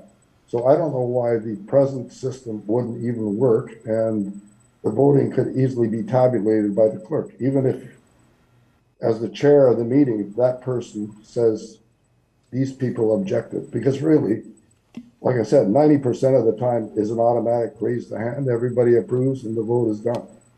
So I will not be voting in favor of changing it to go to recorded votes for everything. If council wants a recorded vote, you call for a recorded vote. But my ideal would be, we need to get electronic voting in place, period. Thank you. Okay, thank you, Councillor. Madam Clerk, comments? Thank you, through you, Mr. Mayor. I have heard from Councillor Hildebrand on this topic. Staff have started investigating with eScribe. It's certainly something that the Clerk's Department is investigating and looking into. So ultimately, just for Council's edification, electronic voting is a package that we have to purchase from eScribe. The package itself is roughly $5,000 to purchase that package, and then there's about a $3,000 a year maintenance fee from eScribe, which would be every year that we use electronic voting. What would happen is all members of council have to be logged into eScribe during the meeting, and all members of council would log their own vote electronically in the system, and the system itself would tabulate and record those votes. And once everybody has voted, it would appear on eScribe how the vote, whether it carried or was defeated. And I do believe that it does record who voted which way. So that's an additional package, which certainly the Clerk's Department can look into, but it's a budgetary item, really. I don't know if that answers Councillor Hildebrandt's question. Okay. Thank you, Madam Clerk. Councillor Hildebrand, restart your computer. My computer is going fine. Yeah, okay. We had something here at the chamber. Go ahead, Councillor Hildebrand, you did raise this concern, so I'll go back to you before I go to the other councils. Through you, Mr. Mayor, like I've observed other places, the regional committees I sit on just do, the chair says, raise your hand, we raise our hand, put our hand down, those against, it goes down. The board positions I use the same thing.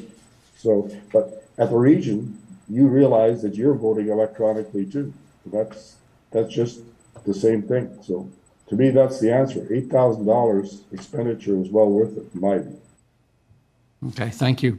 Just to be clear, though, we voted electronically during COVID, but now that we're getting 90% or higher of the councillors back into the council chamber, as of Thursday night, we had a meeting and we went back to hands again. And I must say, of course, at region we have 32 councillors in the chamber. So, and lots of times we do get close votes.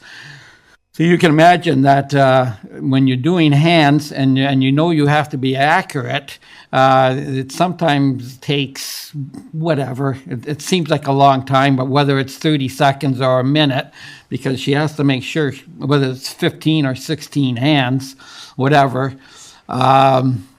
So I can't help but think that by the time she makes sure that she's got the right hands down, that we could have just asked for a recorded vote and went all the way through everybody, and we would have known at the end what it was. So I'm one way or the other. I've come to like recorded votes, to tell you honest truth, but I'm not saying that they're fast by any means. That's for sure. Through you, Mr. Mayor, I think the region went backwards when they went from electronic voting, but that's just my personal view. Yep. Thank you. Councillor Kerr? Yeah, I think what's stated by staff is fully acceptable. It does not preclude us from investigating and fully having explained the economics and everything else from going electronic in the future. I think at this point in time, we can continue to move along and do what we've been doing so far, and we can revisit this in the future. Okay, thank you. Mr. CAO? I'd love to demonstrate at this, our first full council meeting, what it's like for staff to take direction. I think there's certainly some merit to what Councillor Hildebrand's suggesting. That said, we do stand by our recommendation. There's a lot of benefit to having votes recorded. Councillor Hildebrand's method might end up being a faster way and they still end up recorded. So both get to the same result. The question is whether there's value in it. I think Madam Clerk would be most pleased to bring you back a future report. You don't need to put this as a vote. We'll do that work, and in a few months, you'll be able to make a decision. It's not so large an item that even if it comes to outside a budget process, we'll probably be able to figure out a way, if that's the will. So we can both comply and bring you back some proper research when we've got more time, and possibly proceed with this that we do strongly endorse. Okay, thank you for that, Mr. CAO. Any other comments, questions from any other member of council? Not seeing any, Madam Clerk? Through you, Mr. Mayor, thank you. So the CAO is suggesting direction to staff. It could be something like that, be it resolved that council directs staff to investigate electronic voting via eScribe, who is our vendor, and that council directs staff to report back to council in the second quarter. Mr. CAO, are you satisfied with that? Nope. You have if you can meet second quarter, Madam Clerk, I'm thrilled. Yeah, I think we can. We would just be looking for a mover and seconder for this direction. Okay. Councilor Hildebrand, you're the mover. Seconder, Councilor Kerr. Thank you. Thank you. Is there any other debate on this? Any further debate on this? If not, we'll call the vote. Madam Clerk? Councilor Nisnik. Yes. Councilor Eckhart. Yes. Councilor Hildebrandt. Yes. Councilor Olson. Yes. Councilor Wink. Yes. Councilor Kerr. Yes. Mayor Junkin. Yes. Thank you, Mr. Mayor. That does carry. And staff will be pleased to investigate and bring a report in the future.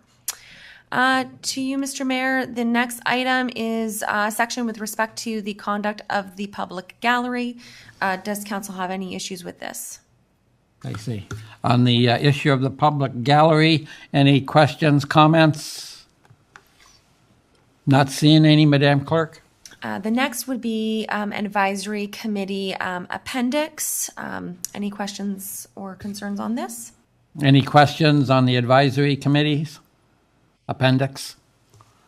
Not seeing any? Thank you. The next would be the creation of the working groups. Mr. Mayor, any questions, comments on the formation of the working groups? Not seeing any? The next is the removal of the requirement of the press release. That was built in the procedural bylaw requiring staff to give council notice prior to any press releases. Staff feel that it doesn't really belong in the procedural bylaw. Rather, that's a practice that we've been carrying forward and we're happy to comply with. To you, Mr. Mayor, if there's any issues? No. Any issues with the recommendation in the report? Not seeing any, Madam Clerk? Thank you. The next is with respect to the summer recess. Council's being recommended to have 3 meetings in the summer.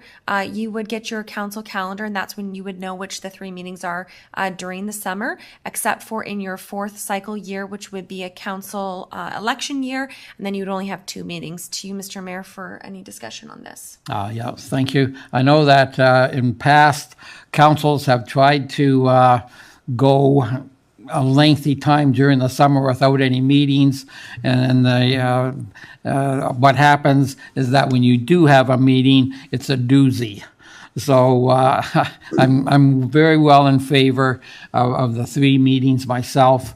Again, staff need answers, they need guidance, and it's 3 meetings over the summer. We do have a rule for quorum, so if there is such a thing that a council has to miss one of those meetings, I'm sure the other ones will pick up the slack. And of course, now we do have Zoom, so even if you are away on vacation, you could theoretically check into the meeting. We had one guy at Region Council. He was on a Mediterranean cruise, and don't ask me why, but he clicked into the meeting and he was off the coast of Spain. So it is possible. Any questions, comments? Councilor Wink? Yes, so through you, Mr. Mayor, I'm in favor of the 3 meetings. I just asked staff that those meetings in the summer are determined early Particularly, we ran into a situation last year where I wasn't able to attend a meeting because I made vacation commitments 5 months prior to that meeting, and there was nothing scheduled. So I would ask that that schedule gets put out promptly. Madam Clerk? Yes, through you, Mr. Mayor. Thank you for that. Yes, generally speaking, the Clerk's Department tries to bring the council calendar in October or November. This is a little bit of a different year because we knew that we were bringing the procedural bylaw, but certainly should this procedural bylaw pass, you'll have your council meeting for the rest of the year, including that summer meeting, right away. Thank you. Okay, thank you. Okay, thank you, Councillor. Any other questions, comments? Not seeing any, Madam Clerk? Thank you. The next is the election recess. So in the fourth year, when there's about to be an election, this would mean that council would not meet the week preceding, just before the election, and the week right after the election. That just allows staff time to focus on the election and the inaugural. To you, Mr. Mayor, if there's any issue with this. Excellent. Any issues with this recommendation? Not seeing any, Madam Clerk? The next deals with quorum, and the addition is allowing the clerk the power to adjourn a meeting prior to waiting for 20 minutes for quorum if the clerk can confirm by telephone or by email that quorum would not be able to be achieved. This just means staff and council would not have to wait 20 minutes even if we know somebody cannot actually attend the meeting. To you, Mr. Mayor, if there's any discussion? Yes, exactly. In this day and age of cell phones, just about everybody can be contacted without having to wait for that 20 minutes to go by. So this is just a better use of everyone's time. Any other questions, comments on this recommendation? Not seeing any, Madam Clerk.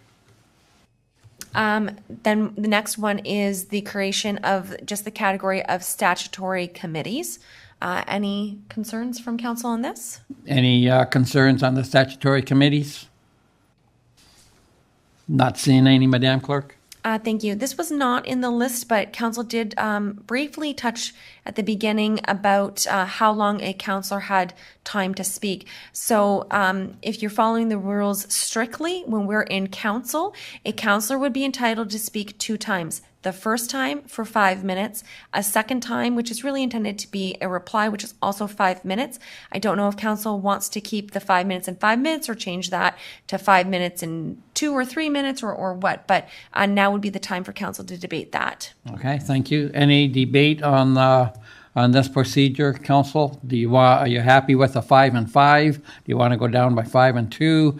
Are you happy with the 2 times to speak? Councillor Wink, please. So just for clarification on this, generally if staff provided a report, we were allowed to ask 2 questions and then it would go to other councilors. And once it went through all the council, you could ask more questions. Does this procedural change that question and answer period? So I'll go to the CAO, but if I can, I'll attempt this. When we first get a staff report, I believe that's in committee of the whole, and that's when you can have wholesome discussions, and this wouldn't apply. But so I will go to the CAO to either confirm what I just said or tell me I'm way off base. Words I try not to ever use publicly, Your Worship. So there are 2 saving graces here. To Councillor Wink's basic point, yeah, the notion of the rule is to limit the amount of time anyone spends on any item. That is the starting point. That said, when items are brought to you and you're sitting as a committee of yourselves, the committee of the whole, then remember, you can't bind yourselves. So that's supposed to be more free flowing, and either we don't apply that or, we have a looser interpretation. When you're sitting as council, the general expectation is that you've already had your debates and you're kind of making your decisions unless there's something you want to undo or you've changed your mind or something of that nature.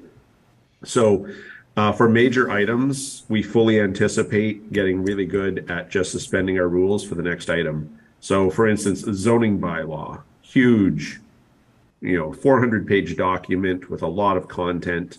It'd be terrible to even, we'd never suggest limiting your questions to speaking twice. Short-term rental, hugely difficult for the community. Cannabis, when you get to visceral critical issues, at the start of them, we'll just suspend the rules for that item on the agenda. And one anticipates you being able to speak as you need. For the other things, we think this will be highly effective to keeping meetings. I think we're going to manage 3 hours or less most of the time. Certainly that's a reasonable goal and a goal that some other bodies are able to meet. And I see no reason why we can't also. Yes, it is meant to be limiting, but it's meant to be limiting for whatever you think a generic average report happens to be. It's certainly not meant to stop good debate on the things that are core and mission critical to the success of this community and the future of this community. Councillor Wink, you have the floor. No, that's fine. Thanks for the explanation. Okay, thank you, Councillor. Any other comments? No? Not seeing any, Madam Clerk? That is last on my list. Does any other member of council have any items that they wish to discuss now or any amendments to the procedural bylaw as presented? Okay. Any other items that council wishes on this procedural bylaw to discuss that we haven't touched on? Not seeing any, Madam Clerk? Thank you. The only last item I would indicate to council is that upon my last review of this procedural bylaw, I did realize a small typo in section 36.7 where I've indicated that committee and council would also have a recorded vote. That is not the intent. It's not consistent throughout the document, so I will be removing the committee and council. Committee and council does not have recorded votes and it shouldn't have it, so I do apologize for that oversight. If council is satisfied with all the amendments, you would pass the motion with the bylaw for council to approve the bylaw in principle as amended. And what I will do is at the next meeting of council, I will make all of the amendments. I will highlight all of the changes in yellow, and they will be on your agenda for a first and second reading. Council does have another kick at the can at that point in time if they're unhappy with something. If council is happy and satisfied, that will pass, and then I will proceed with a public notice, and then we will have a third reading, which would be on January 23rd. And again, council would have another kick at the can at that point in time. Does council have any other discussion, or did you want me to move forward with the vote for the with the procedural bylaw as amended? Okay. So any other discussion on the procedural bylaw as amended? Not seeing any, Madam Clerk? Thank you. And this is being brought forth by Councillor Wink, and it's being seconded by Councillor Olson. And if there's no other discussion, would you like me to call the vote? Yes, please. Okay, thank you. And the vote begins with Councillor Olson. Yes. Councillor Wink. Yes. Councillor Kerr. Yes. Councillor Niznik. Yes. Councillor Eckhart. Yes. Councillor Hildebrandt. Yes. Mayor Junkin. Yes. Thank you, Mr. Mayor. That does carry. Mr. Mayor, that does bring you to your next agenda item, which is the user fees and charges. I do have a motion put forth by Councillor Niznik, seconded by Councillor Kerr. Be it resolved that Council receive Report 2022-0280 Corporate Services 2023 User Fees and Charges for Information, and that Council approve in principle the proposed 2023 user fees and charges, and that Council direct staff to prepare the necessary bylaw for Council's consideration at the next regular meeting, being December 19th, 2022. To you, Mr. Mayor, for discussion. Thank you. On the fees and charges, is there comments or questions? And I see Councillor Olson. Go ahead, sir. Yes, through you, Mr. Mayor. Page 4 of the document is the charges for Integrity Commissioner filing fees. The Ontario Ombudsman has spoken out against the practice of charging fees for for making a complaint to the Integrity Commissioner. The Ombudsman has noted that instead of charging fees, municipalities should empower the ICs, the Integrity Commissioners, to dismiss frivolous and vexatious comments. I would like to see this removed because I think that if we had an Integrity Commissioner, an Ombudsman complaint, that we would be told that we were recommended that this be removed. I think this is a measure that unfairly restricts our citizens from making a complaint about us. I think the number gets up to $300, and that's restrictive for many people. So I would like to I would seek the CAO's suggestion of how to proceed with it. I would be prepared to make a motion to remove that part and pass the rest of it, but I don't think this would stand up. Okay, thank you, Councillor. Mr. CAO, comments?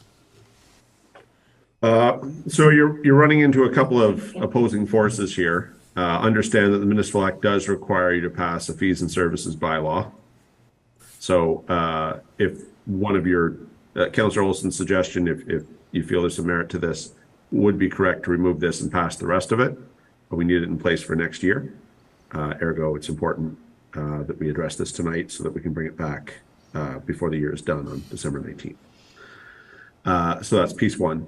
Piece two, understanding that you're not bound by anything prior council does, except we are bound to carry on by those instructions unless or until they're contradicted by the council of the day.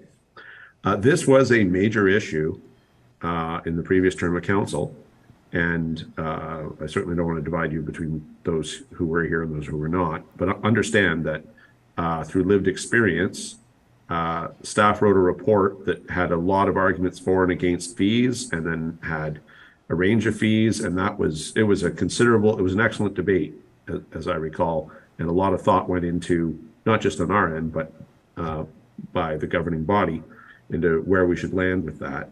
So if but Councillor Olson is correct, the Ombudsman Ontario does strongly recommend and does criticize municipalities that impose fees. It's also true that most municipalities in Niagara impose fees.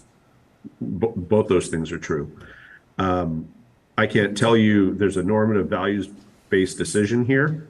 And what I think is that if you wish to hear more, you should direct us. We should bring back the report we wrote. I don't know if maybe it was a year and a bit. I believe it was in August of 2020, maybe August 2021. Maybe 21. Maybe 21, yeah, 21. At any rate, roughly half to 2/3 of the way through the mandate. I think that report is still salient. It had really good analysis and arguments for and against, because there are a number of arguments for charging fees and a number of arguments to not charge fees. And I just think all members of this group should be exposed to all of those before you make a decision. So I'm not here to encourage you to remove them or not remove them at the moment. I don't think we're proposing a change to them, unless I misremember. So they're just a continuation of what already exists. You could change that by future vote. You can also withhold it and pass the rest of this bylaw initially, remembering it's going to take more than one evening to do so, which is why we're going to come back December 19th and still be able to comply with the Municipal Act requirements. And we can add stuff into it thereafter, which in this case would be these fees, or not, as the case may be. So removing them is a viable strategy. Passing them is a viable strategy. I just would hope you wouldn't make any final decision without seeing the whole breadth of the argument, because there are considerable arguments both for and against. This is kind of like backyard chickens, one of those things upon which reasonable people disagree. And I don't say there's a clearly right or wrong answer. Okay. Thank you for the clarity, Mr. CAO. Councillor Olson? Yes, thank you, Your Worship. But the Ombudsman has become increasingly aggressive, I think, about having these, recommending these be removed, to the point that they've said that they have so many complaints, they'll have so many complaints that they can't deal with them all. And they'll deal with them on the basis of just making a recommendation to councils that they eliminate this. And I'm happy to wait for a report, but I don't want to see these types of fees on any kind of list of fees without discussing it and listening to the report from staff. Thank you.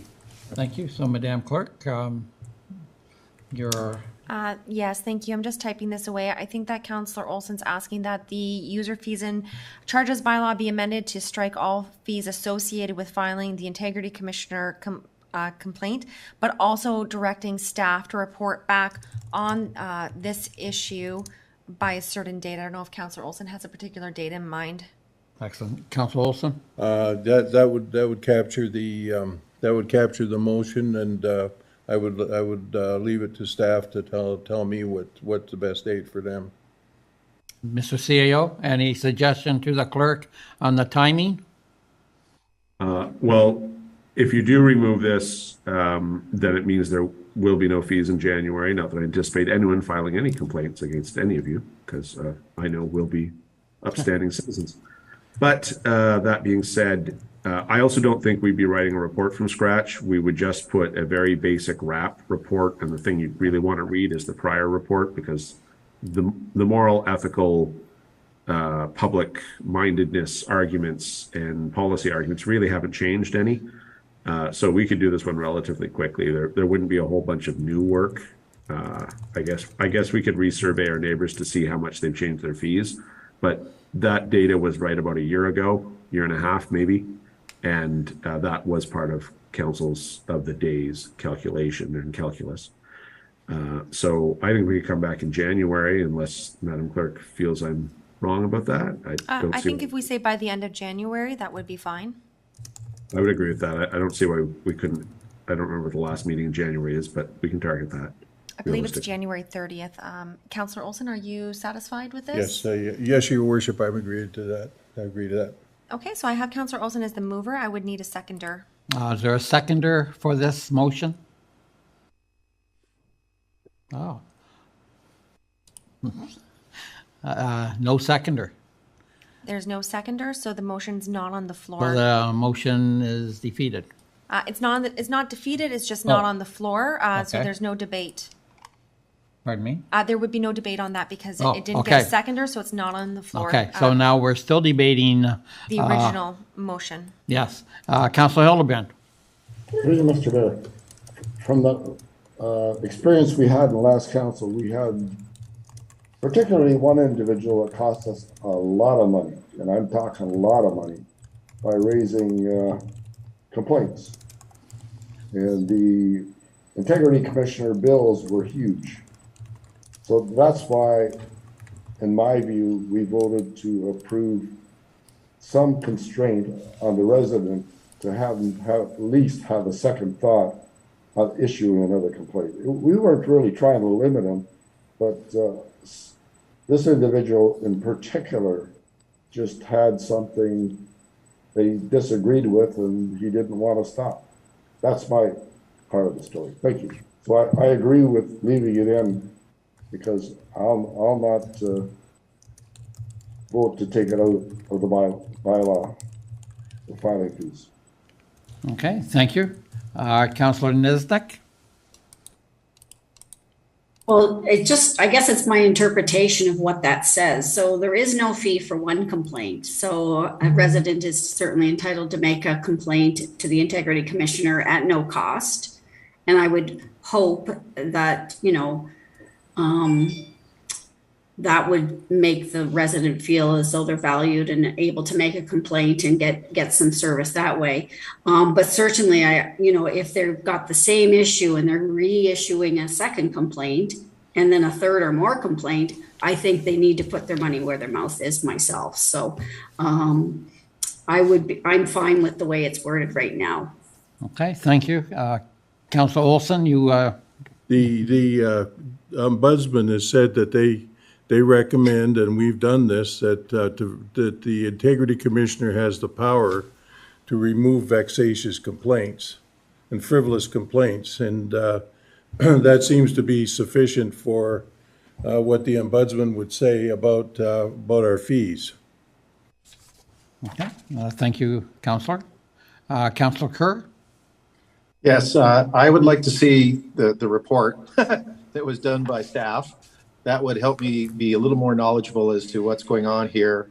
My instinct is to leave this as is, and we can deal with this in the future. But I think for some of us new to this, we need more background information to be aware of both sides of the issue, and that I don't think it's a problem at this point to leave it in. We can always again amend to remove it if we need to. Okay. So then the question I have to ask is, why didn't you second the motion? Well, no, his motion was to remove the fees and then get a staff report. That's what the motion was. That's why I didn't second it. My view is to leave it as staff has brought it to us. Okay. Okay. Any other? I'll turn to the clerk, Madame. Where are we now? Do we need a motion on that? Well, we do. Sorry. Two things. I'm certainly happy to circulate past council report to council. That's easy. I'm happy to take that direction and just do that tomorrow. Or council can formally direct us. However, I would say we are at 8:57. So we are approaching curfew. If council wishes to extend curfew, now would be a good time to do that. Yes. Okay. Excellent.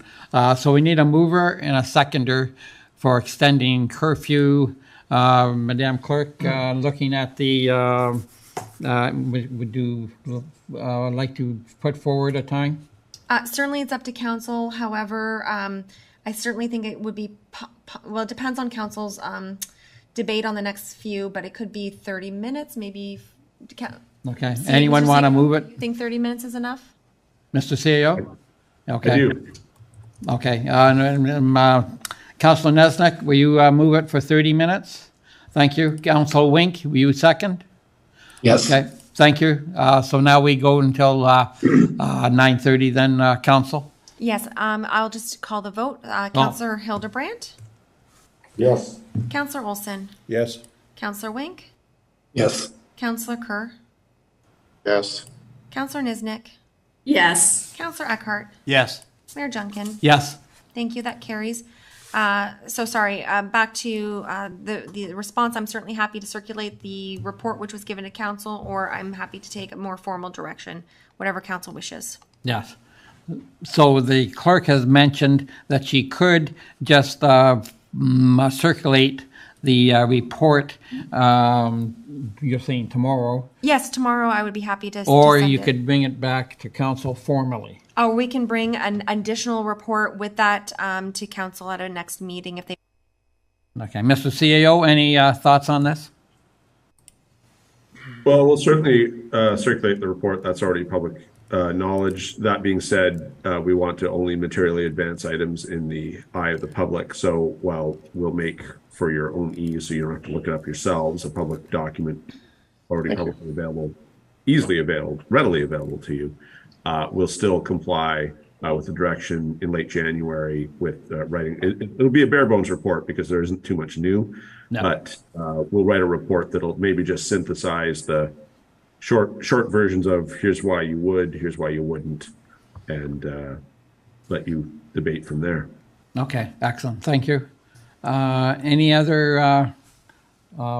We got a motion on. Yeah, yes, we do have a motion on the floor. That's to approve in principle the proposed 2023 user fees and charges, and to direct staff to prepare the necessary bylaw for council's consideration at the next meeting, which is December 19th. That's the main motion on the floor. Yes, but then you're also with the direction that you're going to bring back that report at the end of I'm January. certainly happy to record that as a separate direction, and that council directs staff to report back to council by the end of January 2023 with respect to integrity commissioner fees, if that is what council desires. Okay, council, is that suitable to you, that the report that has been spoken of will formally come back to council at the end of January, and that we will pass the rest of the charges and fees as they are without that, or are we keeping them all in there? Well, we'll deal just with the report back, if that's okay. Okay. With council, I would need a mover and a seconder on that. Okay, so we need a mover and a seconder on that. Councilor Wink and Councilor Kerr. Okay, and then would you like me to call for the vote, Mr. Mayor? Any other discussion, or if not, we will call for the vote. And we shall call for the vote, Madam Clerk. Thank you. Councilor Olson. No. Councilor Wink. Sorry, Councilor Wink, I think you were muted. Sorry, yes. Councilor Kerr. Yes. Councilor Niznik. Yes. Councilor Eckhart. Yes. Councilor Hildebrandt. Yes. Mayor Junkin. Yes. Thank you. That does carry. That brings us back to the main motion, which is receiving the report for information, the approval in principle of the proposed user fees charges, and directing staff to bring the bylaw forward. To you, Mr. Mayor, for any more discussion. Any further discussion on the main motion? Councilor Hildebrand.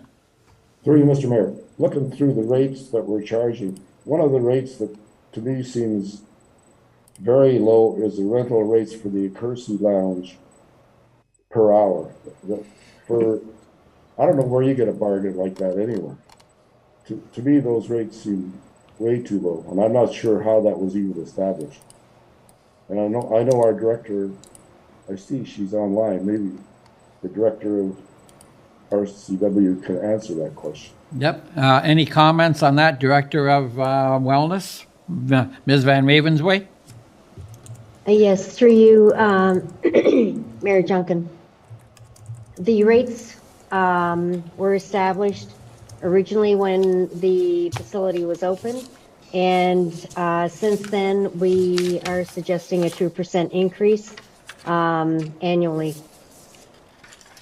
And that is the way the rates were established. We do have comparisons across the region. We always look at other municipalities. We also compare with rates within the community for halls, etc.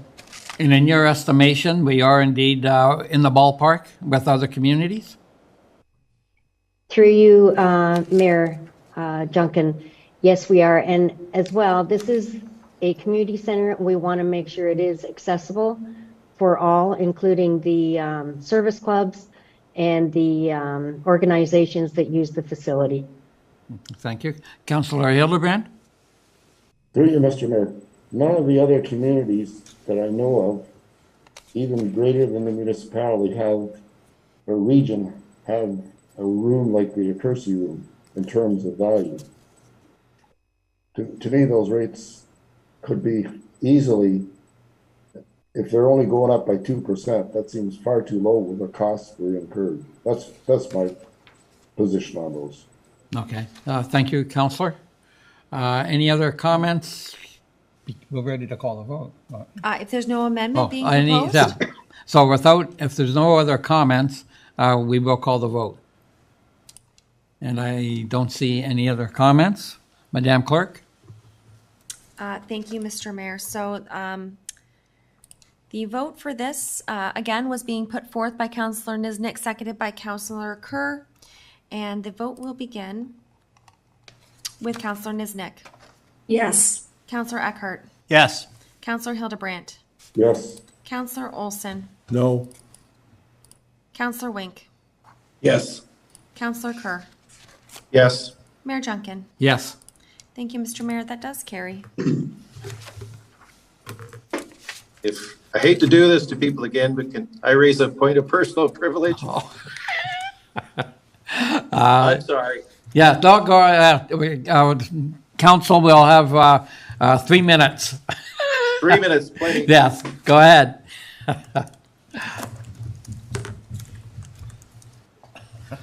Was that you? That's me.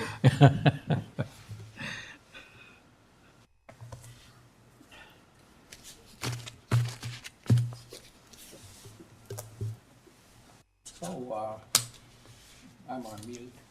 You seem to have stumbled into a bear pit here. Let me just, Sarah muted us. Yeah, I'm muted. But we have to mute the room. Yeah. You're muted now. I'm going to file. Never mind. We won't bother talking. Want me to talk, Barb? No.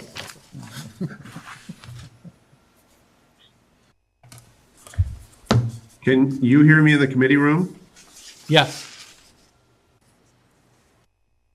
Yeah, I can hear you.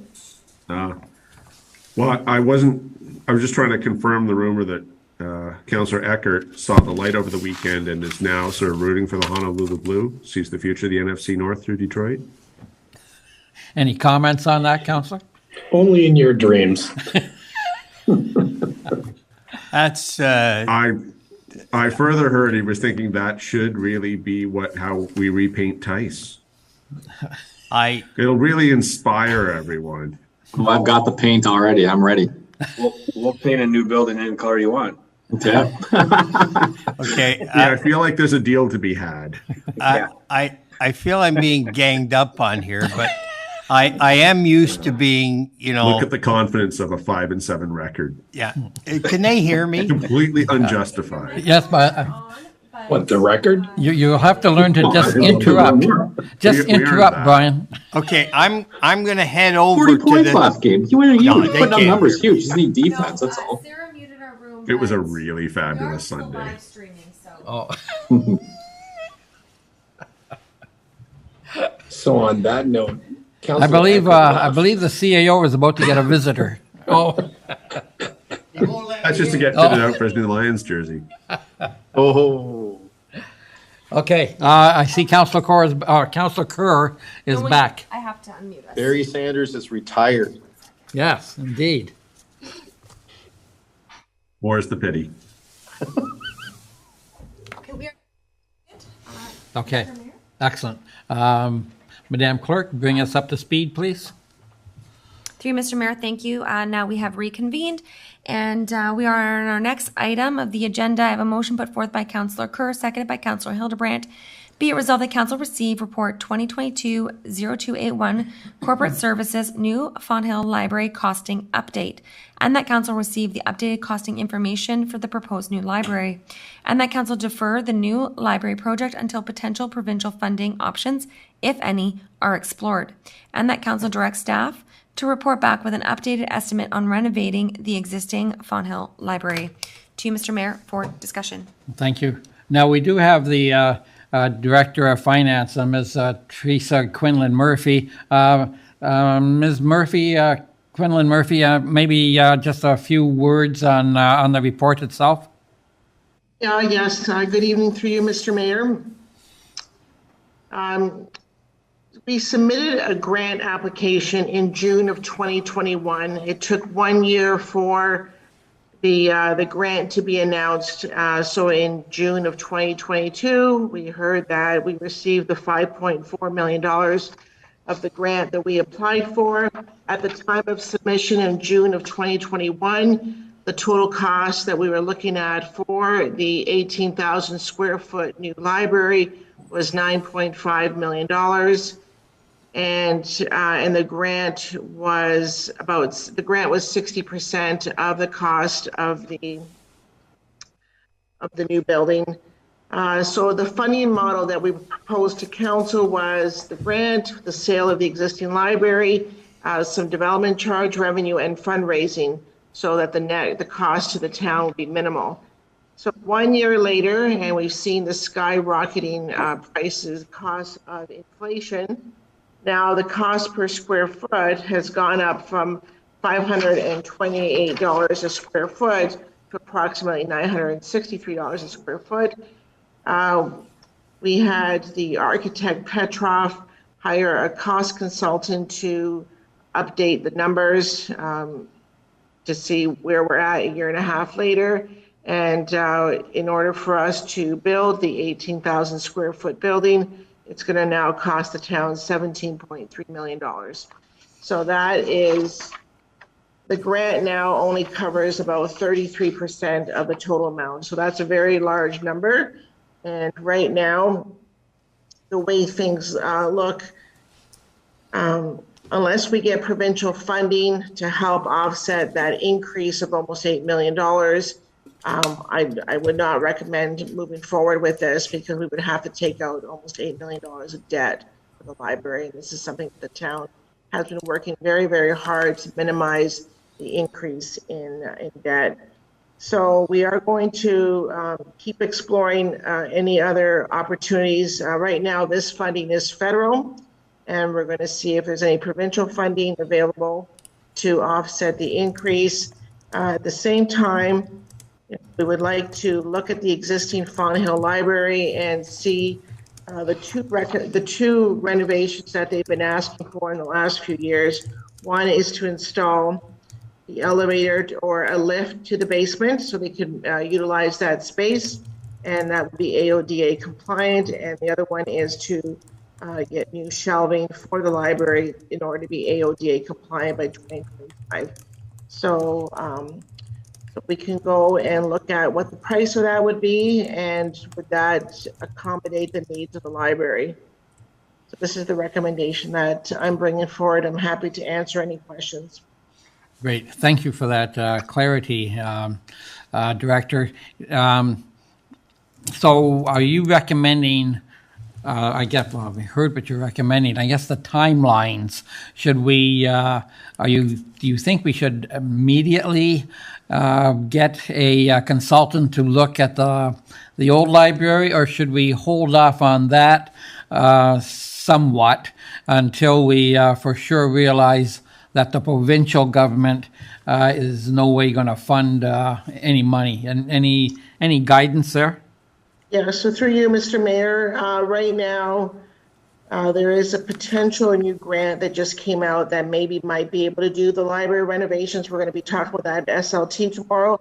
I would recommend that we update the pricing of the lift and the shelving so we have that ready and available if a grant comes out that matches that. It's always really, it's really beneficial for us to be shovel ready. You know, well, this is not a shovel, but yes. That's the term that's being used. So when we're able to respond quickly to say, you know, we've done our homework, this is the needs that we have, then we have a better chance of getting that grant. So I think it is definitely worthwhile for us to update the numbers that we have with the library, existing library. So those numbers, that consultant fee, we would have to build that into this coming budget, right? Is that how that would work? Well, we would have some money now to do that. It's not that expensive to do. Oh, I see. Okay. Any comments from you, Mr. CAO? I agree with everything Ms. Quinlan Murphy said. I always think it's good to have better data, and we no longer know what it'll cost to renovate the library building.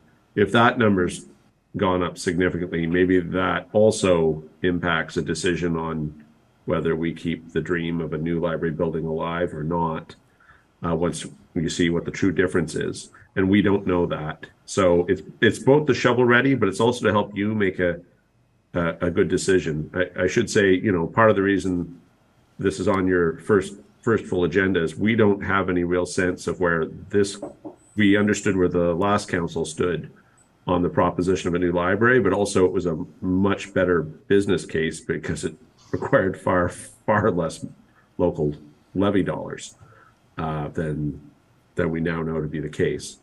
So we are hoping to hear some general commentary to have some idea where you stand. But this proposal makes good sense.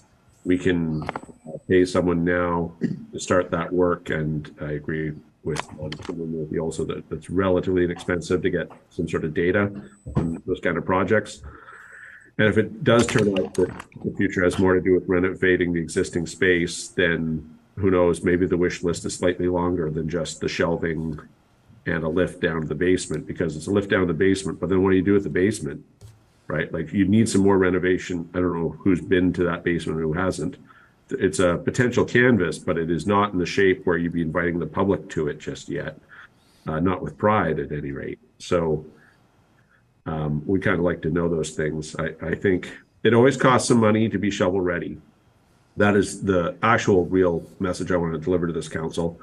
We have to spend some money on some consultants, some engineers, some architects to know whether we're talking about a playground or a pool or a building. We have to spend some money first to have stuff shovel ready, and that's been part of our success over the last 4 years. We had a lot of things.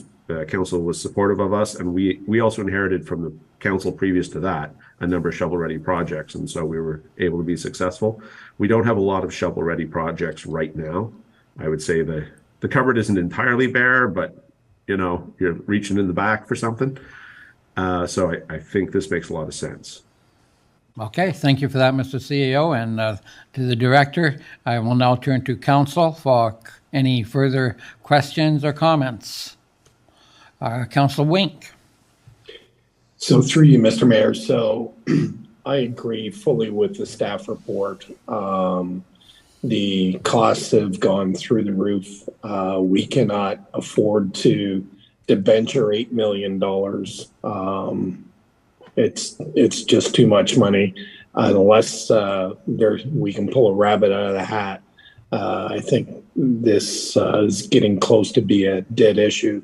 But to be very transparent, we have to do something by 2025 on that building. Legislatively, we have to make that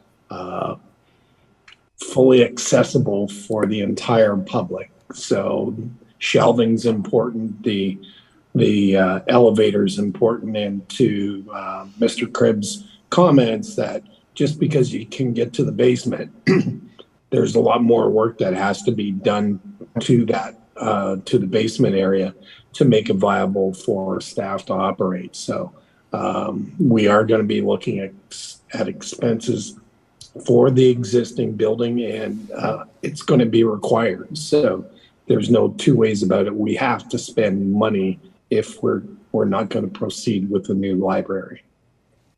Okay, thank you for those comments. Councillor Kerr.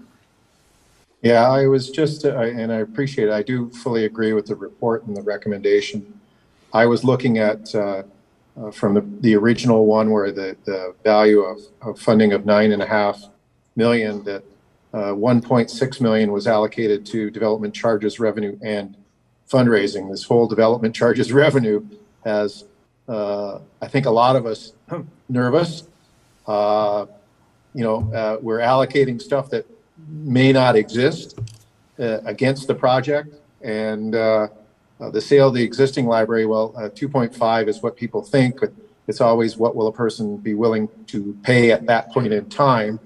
So I'm in support of the staff report that we investigate these things, and I appreciate Councillor Winks and the other comments from the CAO about, yes, it's not just the lift and shelving, it's a retrofit to a bigger degree, but at a cost significantly lower than building an entirely new facility and taking on a substantial debt, which I agree with that we're not in a position to do so. Okay, thank you, Councillor. Councillor Nesnick.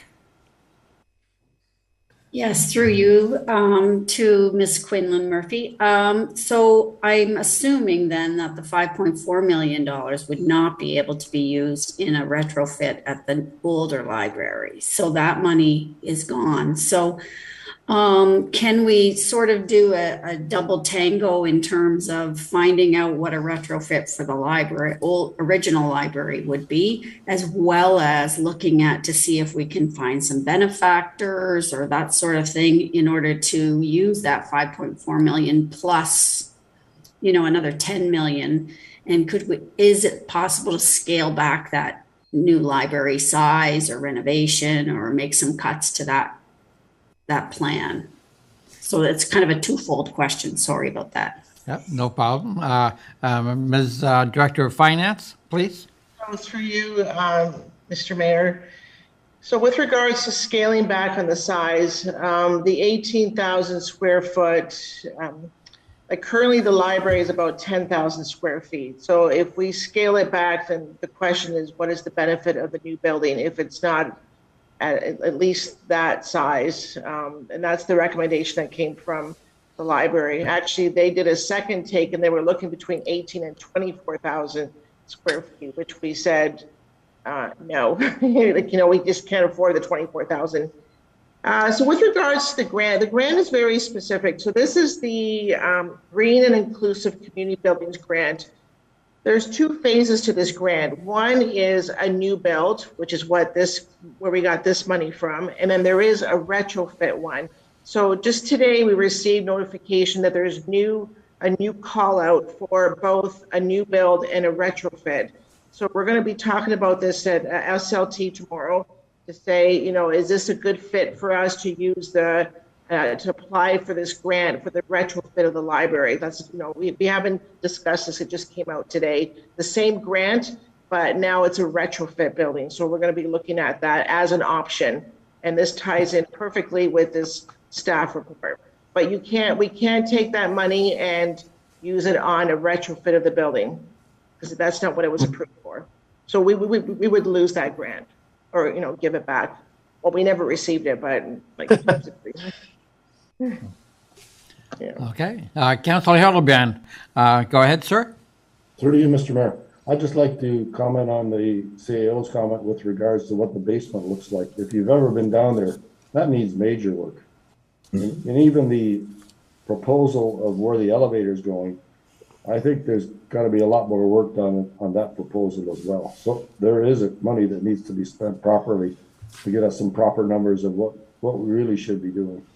Because right now there is an exit to get outside from the basement, but that also needs some looking at. So there's a lot more involved than just the prices we had previously for the library. Thank you. Okay, thank you. And I'm looking, we got 8 minutes left to go on 8:30. Any other quick comments? If not, we will turn to the Madam Clerk. Okay, thank you, Mr. Mayor. The vote would begin with Councillor Wink. Yes. Councillor Kerr. Yes. Councillor Niznik. Yes. Councillor Eckhart. Yes. Councillor Hildebrandt. Yes. Councillor Olson. Yes. Mayor Junkin. Yes. Thank you, Mr. Mayor. That does carry.